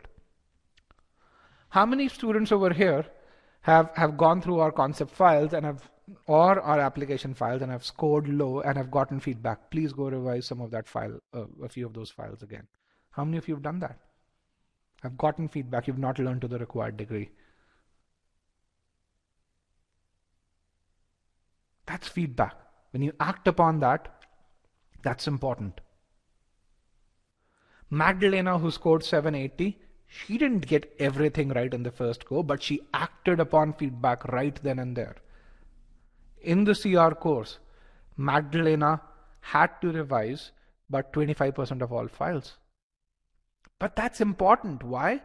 Because everyone has natural strengths and weaknesses, and some people need to do things multiple times. There's a reason why there's a statement that says a book that's not worth reading twice is not even worth reading once. Or in other words, what they're really saying is, you have natural weaknesses, you'd have to do something twice. And if something you find is not useful to revise, then you shouldn't even be studying it in the first place. Okay. So let's kind of talk about a few things over here. How many feedback points do we give just for SC? This is just for SC in this case. When you're learning, you get 75 feedback points. These are our concepts files. When you're learning application, there's another 25 feedback points or so. So about 100 feedback points during the first stage of learning. During cementing and test readiness, another 30 to 50 feedback points. And then towards the end, when you're taking mocks, you have 5 mocks. You can call them 5 feedback points as well. Okay. Really important, just for SC. Overall, if you cut it across, a student gets about 400 to 500 individualized feedback points. And this is all because of technology and a fusion of technology and content. You can't just get an LMS from outside and build this. We build all of our LMSs, we write all of our content ourselves. Okay. And you can see this on our website. You go to our website and you can watch this video and you can really see how those feedback points are delivered. In this case, we show this on our website. Or if you go to our course page, you can see how those feedback points are delivered in this case.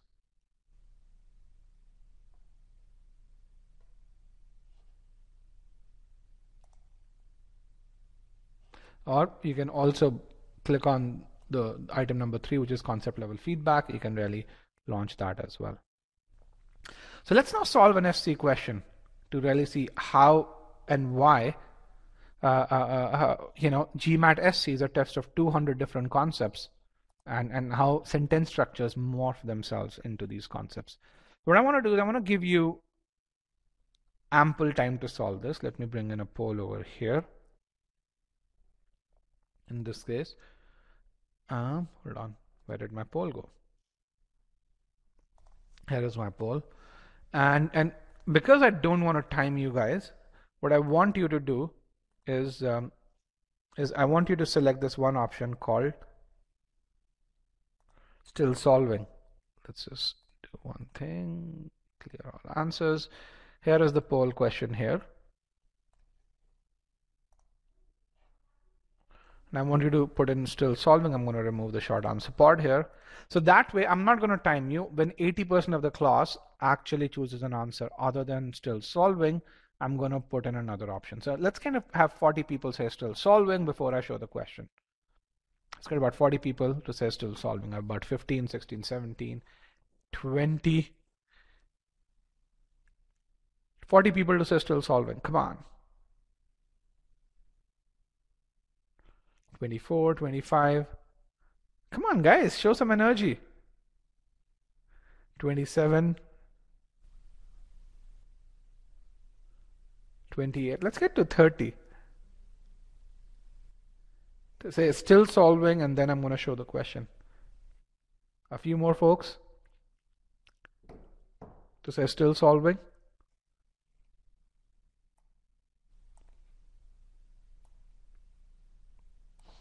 Two more people to say still solving. All right. Let's get 28. There's plenty of sampling. Here is the question. Solve this question using the method that you know.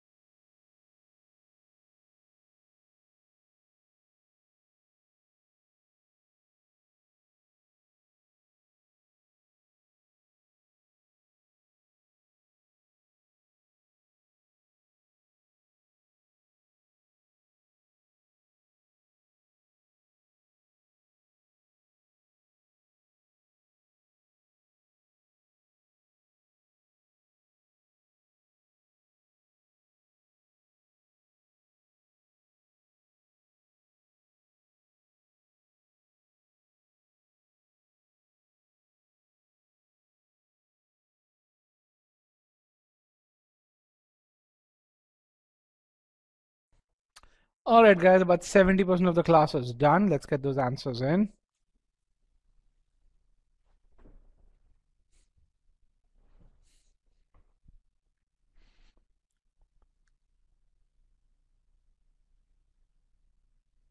Five, 4, 3, 2,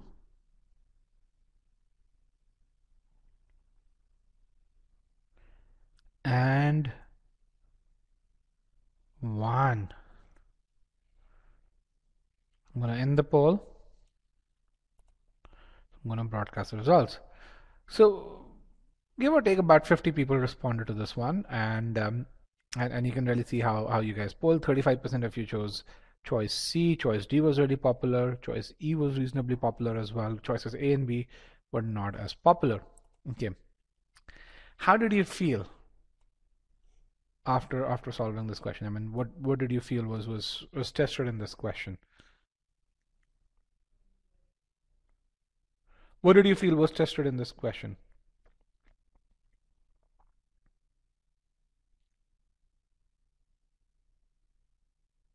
Run-on sentence correction. Okay, meaning depends on the answer. That's true, depends on the answer. So I'm going to modifiers. Okay. All right. So let's kind of see how we go about doing this. All right. The first thing, contrast is there. Absolutely, it's there. Okay. So when you think about splits, it's very difficult to answer this question using splits. And typically, fully underlined questions are difficult to answer using splits. So when you try and do splits, and this is where this says, hey, there's a splits demo over here. Let's see what idioms are tested, by the way. We'll see that too. You say, okay, there's the choice A starts with the church coin and it has this contrast word but. Choice B starts with while, it still maintains that but, as does choice C. Then choice D is very similar to choice A. It maintains the contrast, and choice E starts with that and it maintains that contrast as well. Okay. You really say, I mean, there's just too many combinations. Just solving this using splits can get very daunting here. Okay. So, and which is kind of true, as I said, fully underlined sentences. Why? Because it gives the test maker more opportunities to add variations because there are more words to vary. Okay, so let's kind of start and solve this with a meaning-based method. Now, remember this, at eGMAT, we solve every question using the meaning-based method. We have the number properties webinar, the sentence correction webinar next week. And in that webinar, we're going to show how to solve partially underlined questions using the meaning-based approach as well. Now, what's the meaning-based approach? Okay, the first thing which is really important in meaning-based approach is that you strategically pause at appropriate points in the sentence so that you can understand this meaning completely. Okay, so to do that, what we build what we call as a sentence structure. So let's see what's and then we figure out what is it that the sentence wants to communicate. So let's kind of do that over here. And to do that, we see the first thing that the sentence is saying is that the church coins this date, February 14, as Valentine's Day. And as the church coined this, it had an ulterior motive to Christianize the pagan celebration of Lupercalia or Lupercilia. I don't know what it is, but let's call it Lupercalia. And that aspect is claimed by a few experts. And then the author says, but it is celebrated on this date to honor the anniversary of Valentine's birth, death or burial, and that aspect is the more prevalent belief.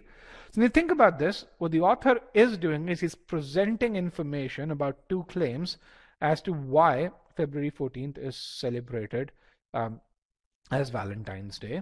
That's one aspect. The second aspect is that the church designated it with motive 1, and that was an ulterior motive. And the second claim is that it is done to honor the anniversary of Saint Valentine's death or burial.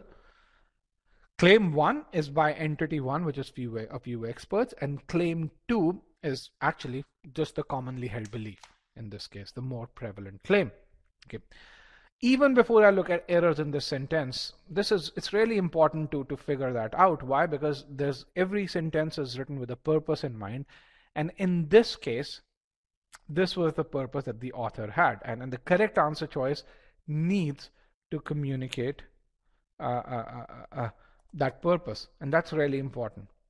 Now, I want you to tell me, when you were solving this question and when you read this original sentence, which claims or which aspects could you not identify? And the reason why identifying this is really important is because you have got to really, so when you're evaluating answer choices, you've got to be able to figure out, hey, is this answer choice actually communicating the intended meaning? This is what we call as the intended meaning.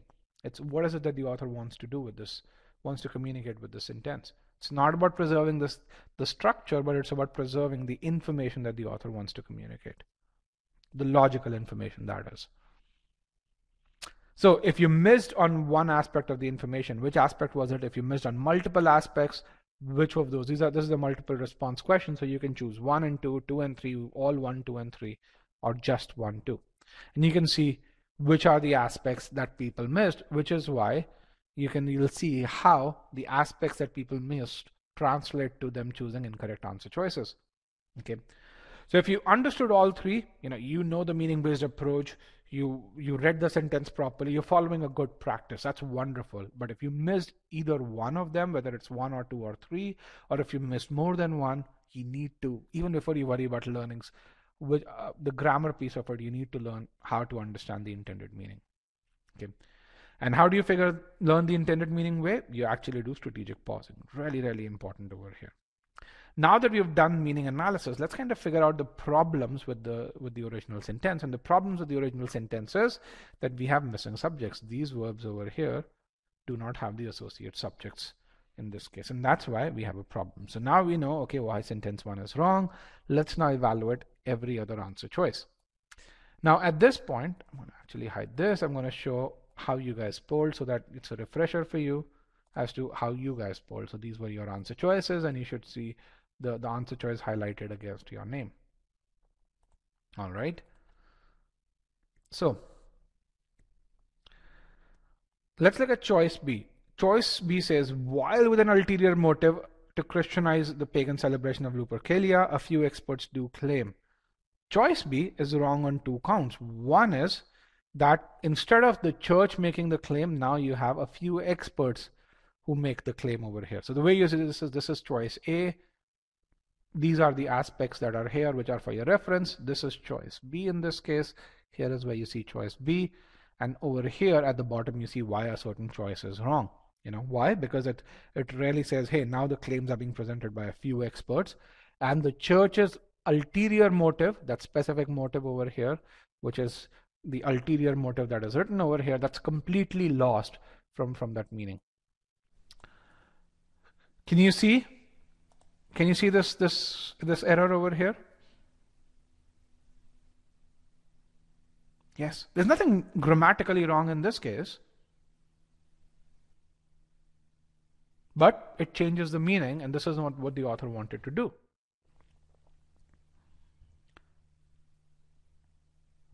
Let's look at choice C.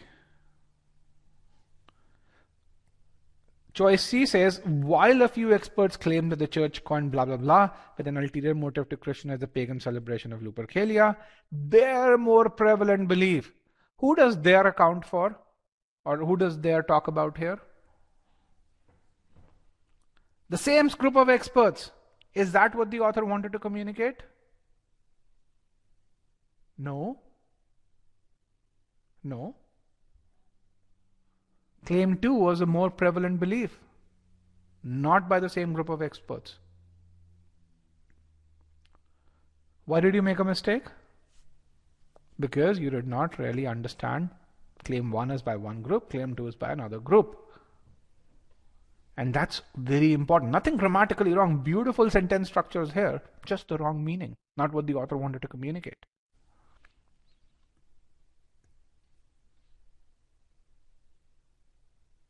Which book teaches you this? No book, actually. It's not grammar. GMAT SC is about meaning. It's about logic. It's about, and why is it important that you understand this aspect? That you're able to identify this piece over here as an error. Why is that important in the life of an MBA?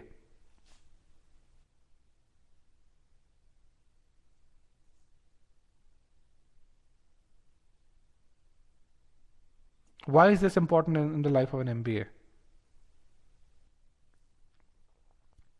Communication is critical.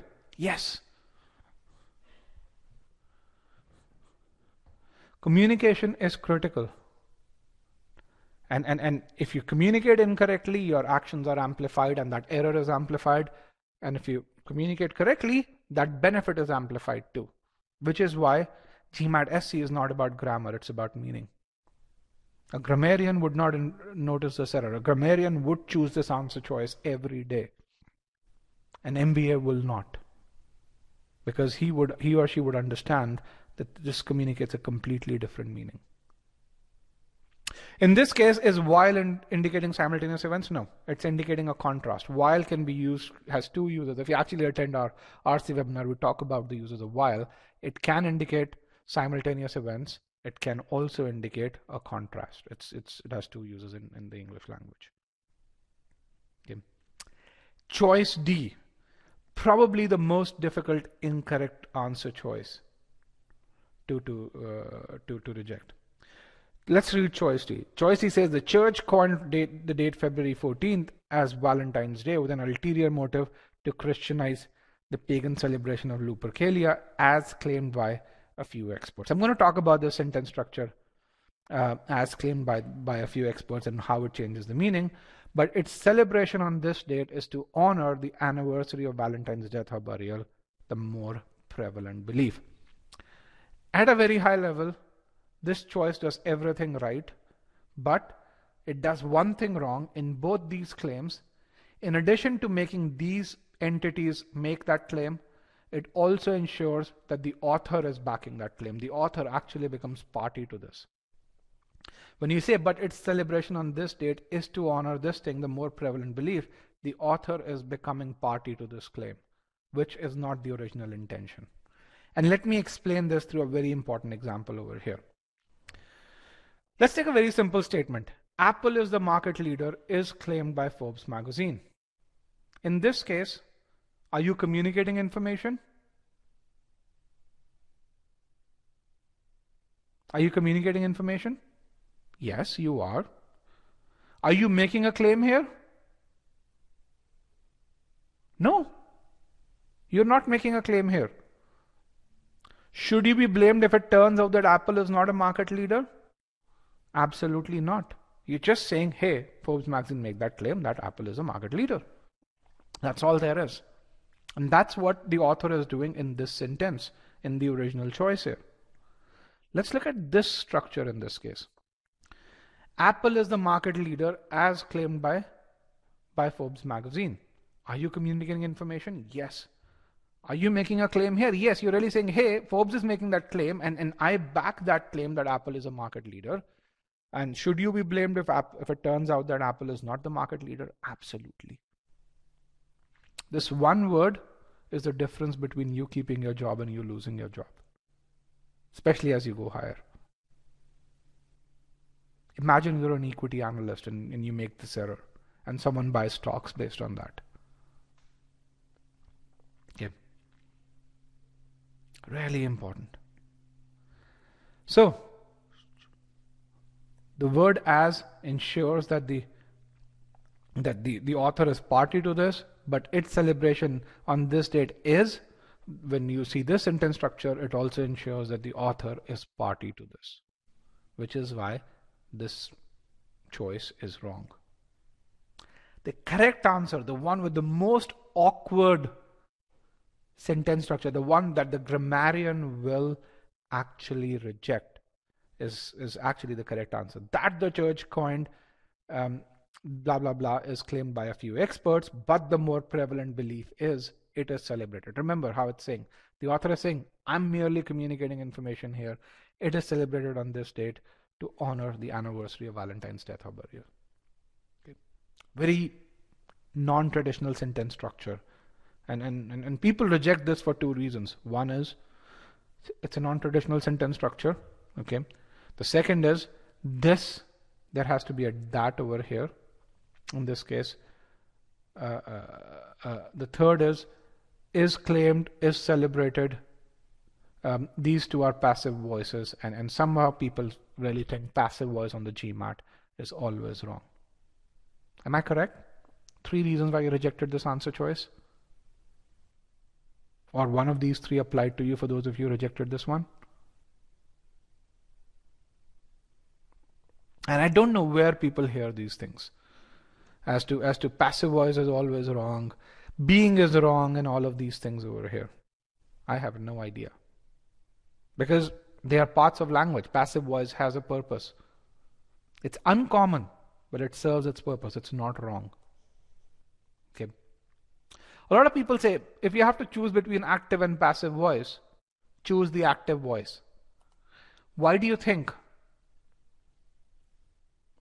Why do you think people make that? If you have to choose between active and passive voice, you have to choose the active voice. Why do you think?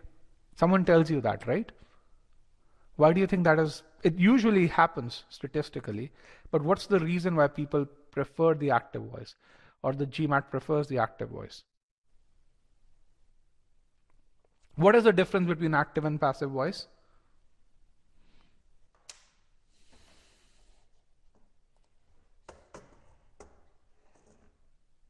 Let me just put in a notes pane. Active versus passive. Yes, responsibility. Yes, in active you're making the claim.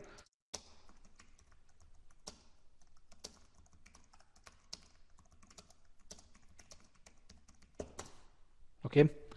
The problem is, as you go from active to passive, you actually lose information.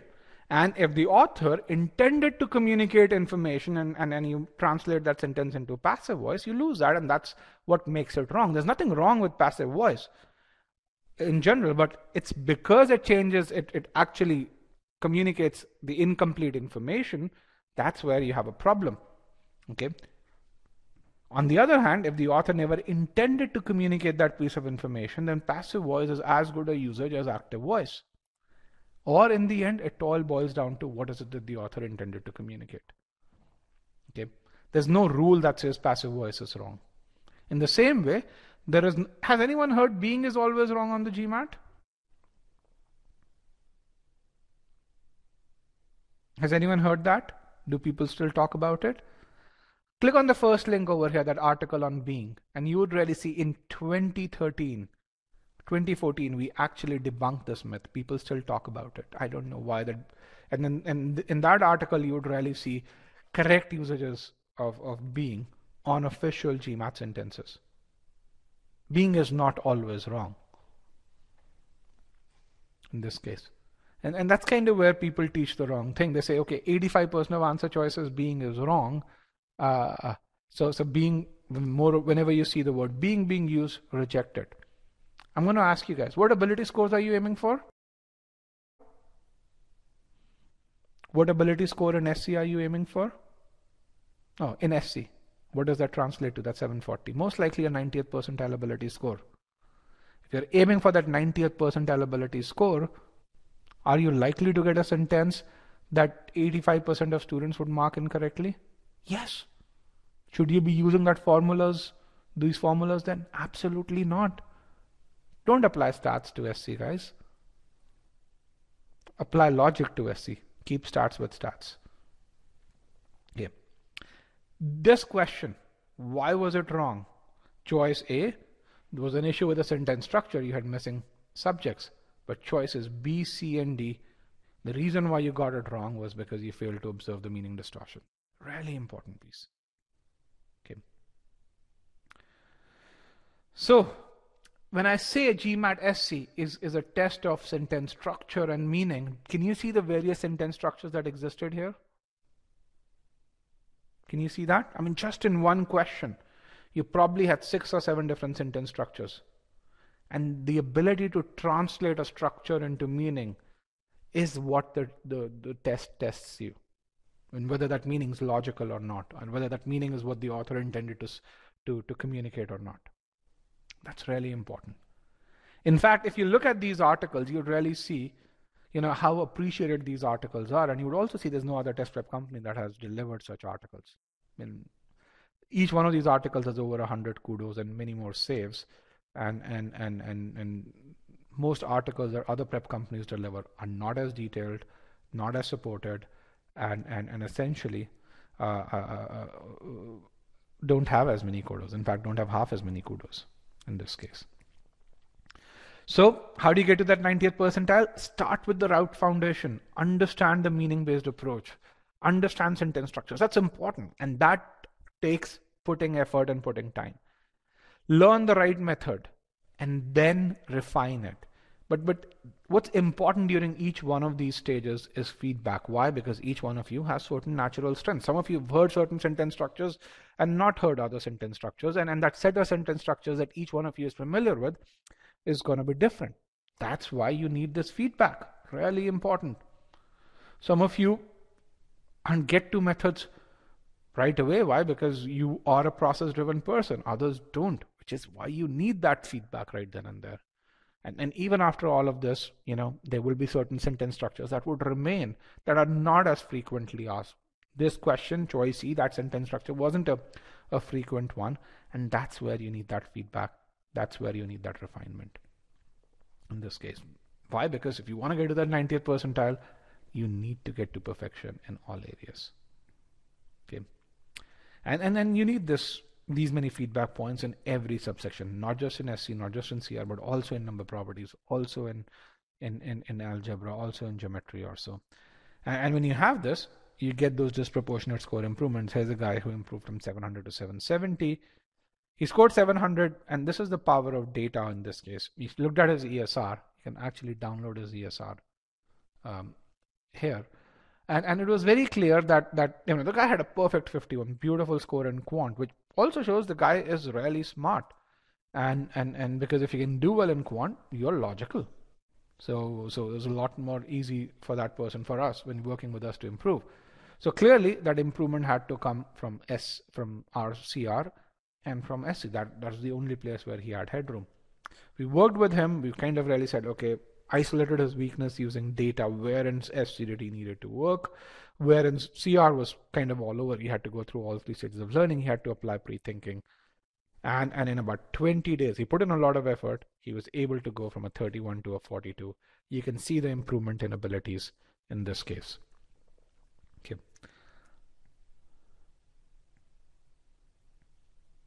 And this is what he wrote in his debrief. He says, and this guy had studied a lot during his first attempt, by the way. Quantity doesn't matter without quality. Solving lots of practice questions is not the best way to prepare for the GMAT. Achieving V40 plus is very difficult by just memorizing and repetition. For SC, he says, grammar plus meaning will carry you all the way. Solid grammar can only help you solve easy to medium questions. And yes, that feels nice. And grammar, you're able to solve a few questions, not hard ones, but easy and medium ones. And for CR, he says, pre-thinking is a game changer. Okay. This guy got into Columbia and Booth, both. He's currently studying at Booth. Okay. So with that, make sure you understand the 3 stages of learning. Make sure you understand the purpose of each of these stages and the activities that you need to do during these 3 stages. That's really important. And make sure you get the right starting point or so. And just a bit about how this feedback is communicated to you.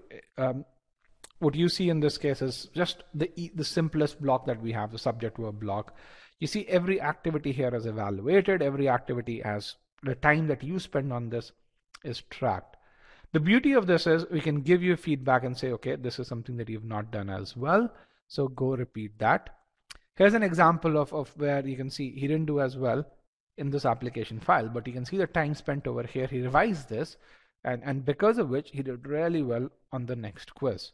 So you can see the impact of feedback, then the consequent action, and then the next result right then and there. Same thing with verbs. This is verbs, and I'm going to make this bigger so you guys can see this. With verbs, you can see he spent a lot more time on verb sequencing and verbs application. Really good time over here, for 64 minutes and 49 minutes or so. He didn't do as well in verbs practice quiz, but he revised that, because of which he was able to do well, and you probably can't see this 100% in OG questions. How do we know he revised this? Because the mistakes that he made in the practice quiz, he bookmarked those questions over there. And we capture all of this data during learning. This is not your practice phase. This is your learning phase over here. And again, for him, he says, for me, the biggest thing regarding SE was the application of concepts. My concepts weren't bad, but I wasn't applying it. The application, which is the meaning-based approach for him, was that game changer. Okay, with that, we've come to the end of this webinar. I want to thank you guys for being with me at this. And at this point, I'll just reiterate this to say, hey, take that feedback into account, because that is going to be the difference between that 60th and 90th percentile. It's not concepts, it's going to be that application over there. Okay. And with that, if you want to be a part of the 700 pool, if you need help acing the GMAT, consider buying the course and get access to all these features that we've launched this year and a bunch of other ones that we'll be launching for the remainder of this year. Okay. With that, thank you. And let's actually go into the end of session. You can download the session file on the top left hand corner. You can take the Sigma X mock over here, register for our algebra webinar tomorrow. That's over here. Here's an article that I wanted to look at, the record 700 plus scores as well. And again, in this case, we have the link to our YouTube channel and other channels as well. And then with regard to the September 1 deal, that's on the top right hand corner in this case. Now, I think you guys had some questions. Let me bring in the short answer pod here, because I think it still had some questions.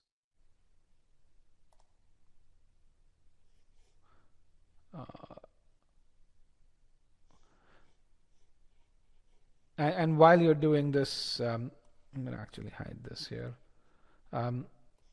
If you can get feedback on the webinar, that would be wonderful.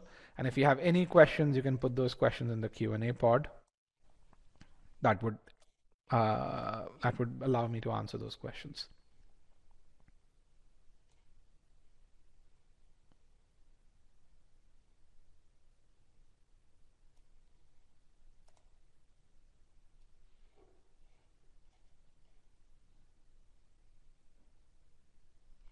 Okay, I have a set of questions that are there. And PSP time allocated to sections is there. What shouldn't time be allocated to practicing the whole test be included? That's true. So towards the end, it focuses on 5 out of 6 stages. That was the whole goal of it. So the 6th one, we should add that. That's a good point. Yes. The idea for it was to really say how much time we need to get to that 80th to 90th percentile ability. Yes. Is the Sigma X mock tougher than the GMAT official mock? So that's a great question. So the Sigma X mock is designed to really give you accurate abilities from the starting score of 560 to an ending score of 740 or so. And it's very, very accurate in that zone over here. The official mocks actually are very accurate around that range of 700.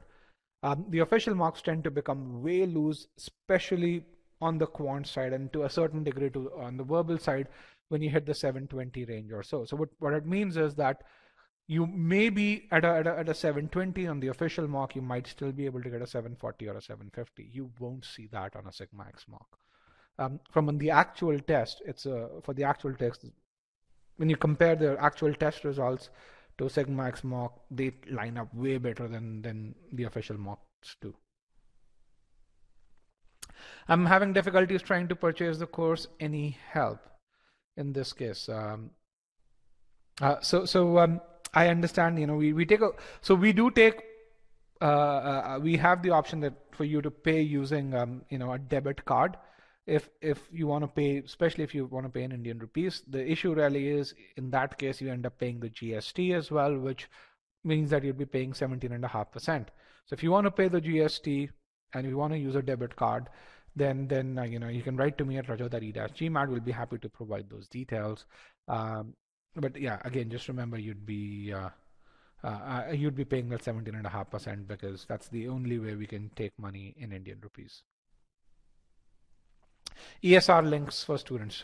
Sorry about that. Let me just bring in the success stories piece. Let's get in web links. Where are my success stories? Yes. So number 1 and number 5 are ESR links. Let me actually hide the YouTube channel. I'm going to bring it right in the center. Jim Yi has his ESRs. Axel has his ESRs. There, I don't believe Sharang does, but yeah.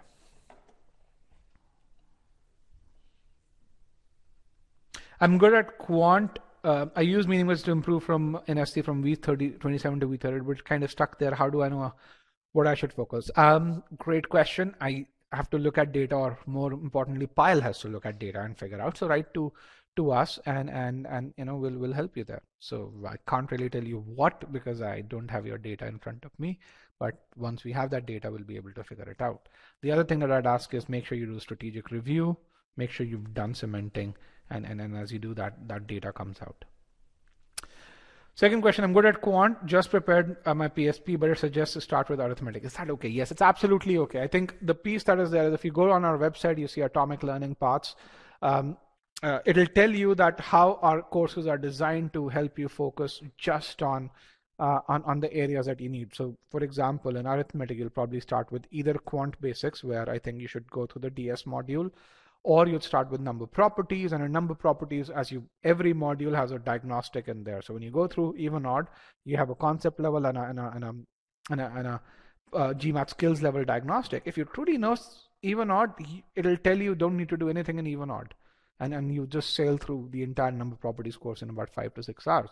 On the other hand, if you have some lingering gaps in number properties, whether they're in primes, whether they're in even odd, whether they're in DNR, LCM, GCD, or stats, these diagnostics will highlight these gaps. They'll tell you which learning activities should you spend your energy on, and again, so you'll get the most bang for your money in that case. Okay.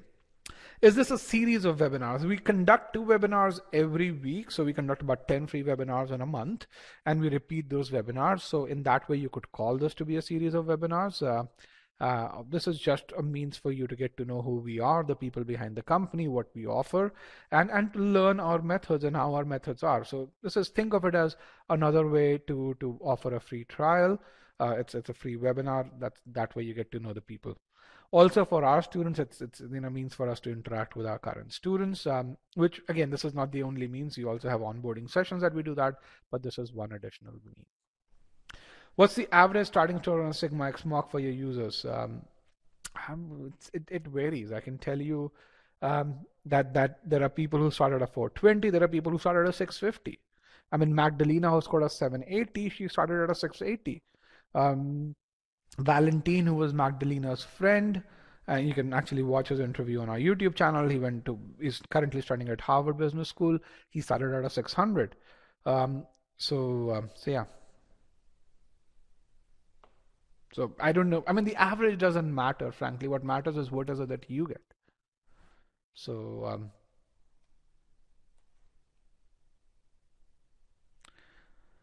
all right. Any other question?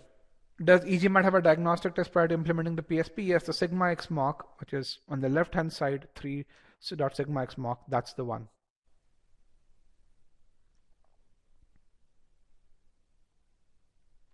Do we suggest that you take the Sigma X mock without preparation?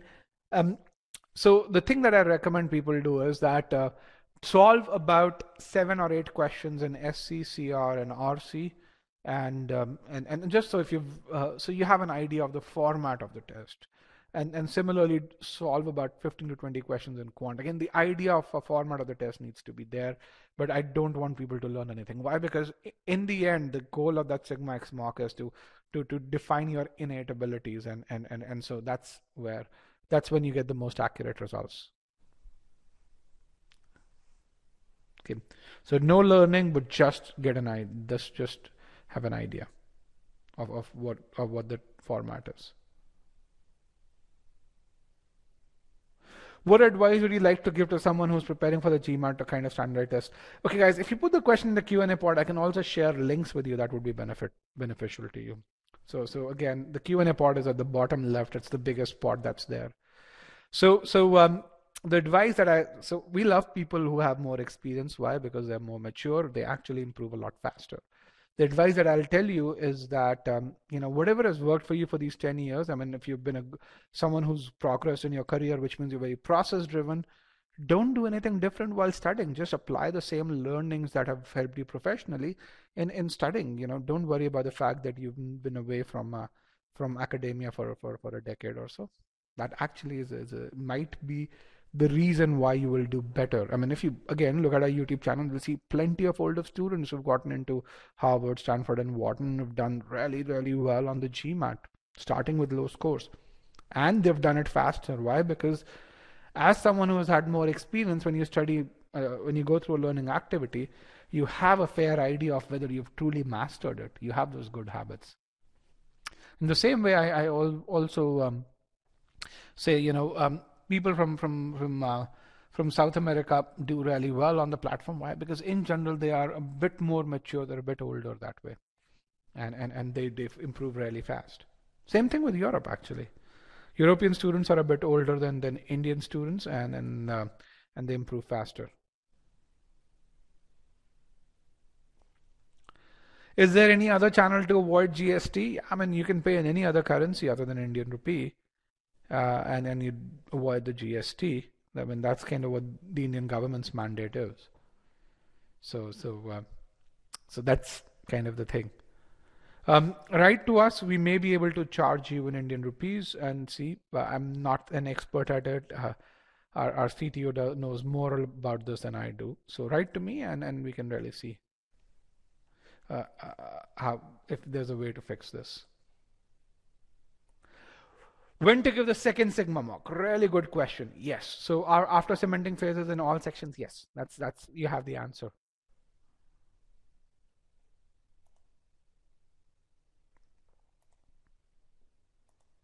Okay, what I'm going to do is I'm going to actually clear all questions, because I think I'm going to clear all answers here so that I can really see. And if you want to actually put questions, you can put those questions in the Q&A pod. Oh, there's another question. GMAT Online says you can send your score to unlimited schools. Yes, with the GMAT Online, you can do that. That's really great. That's why I love the online piece. Do we have a faculty who can explain in Hindi? All of us speak Hindi, which is the Indian mother tongue. We don't like to explain in Hindi because I don't think it helps. I mean, again, go to our YouTube channel. You will see people who've studied at it in Hindi medium and have done beautifully. So yeah.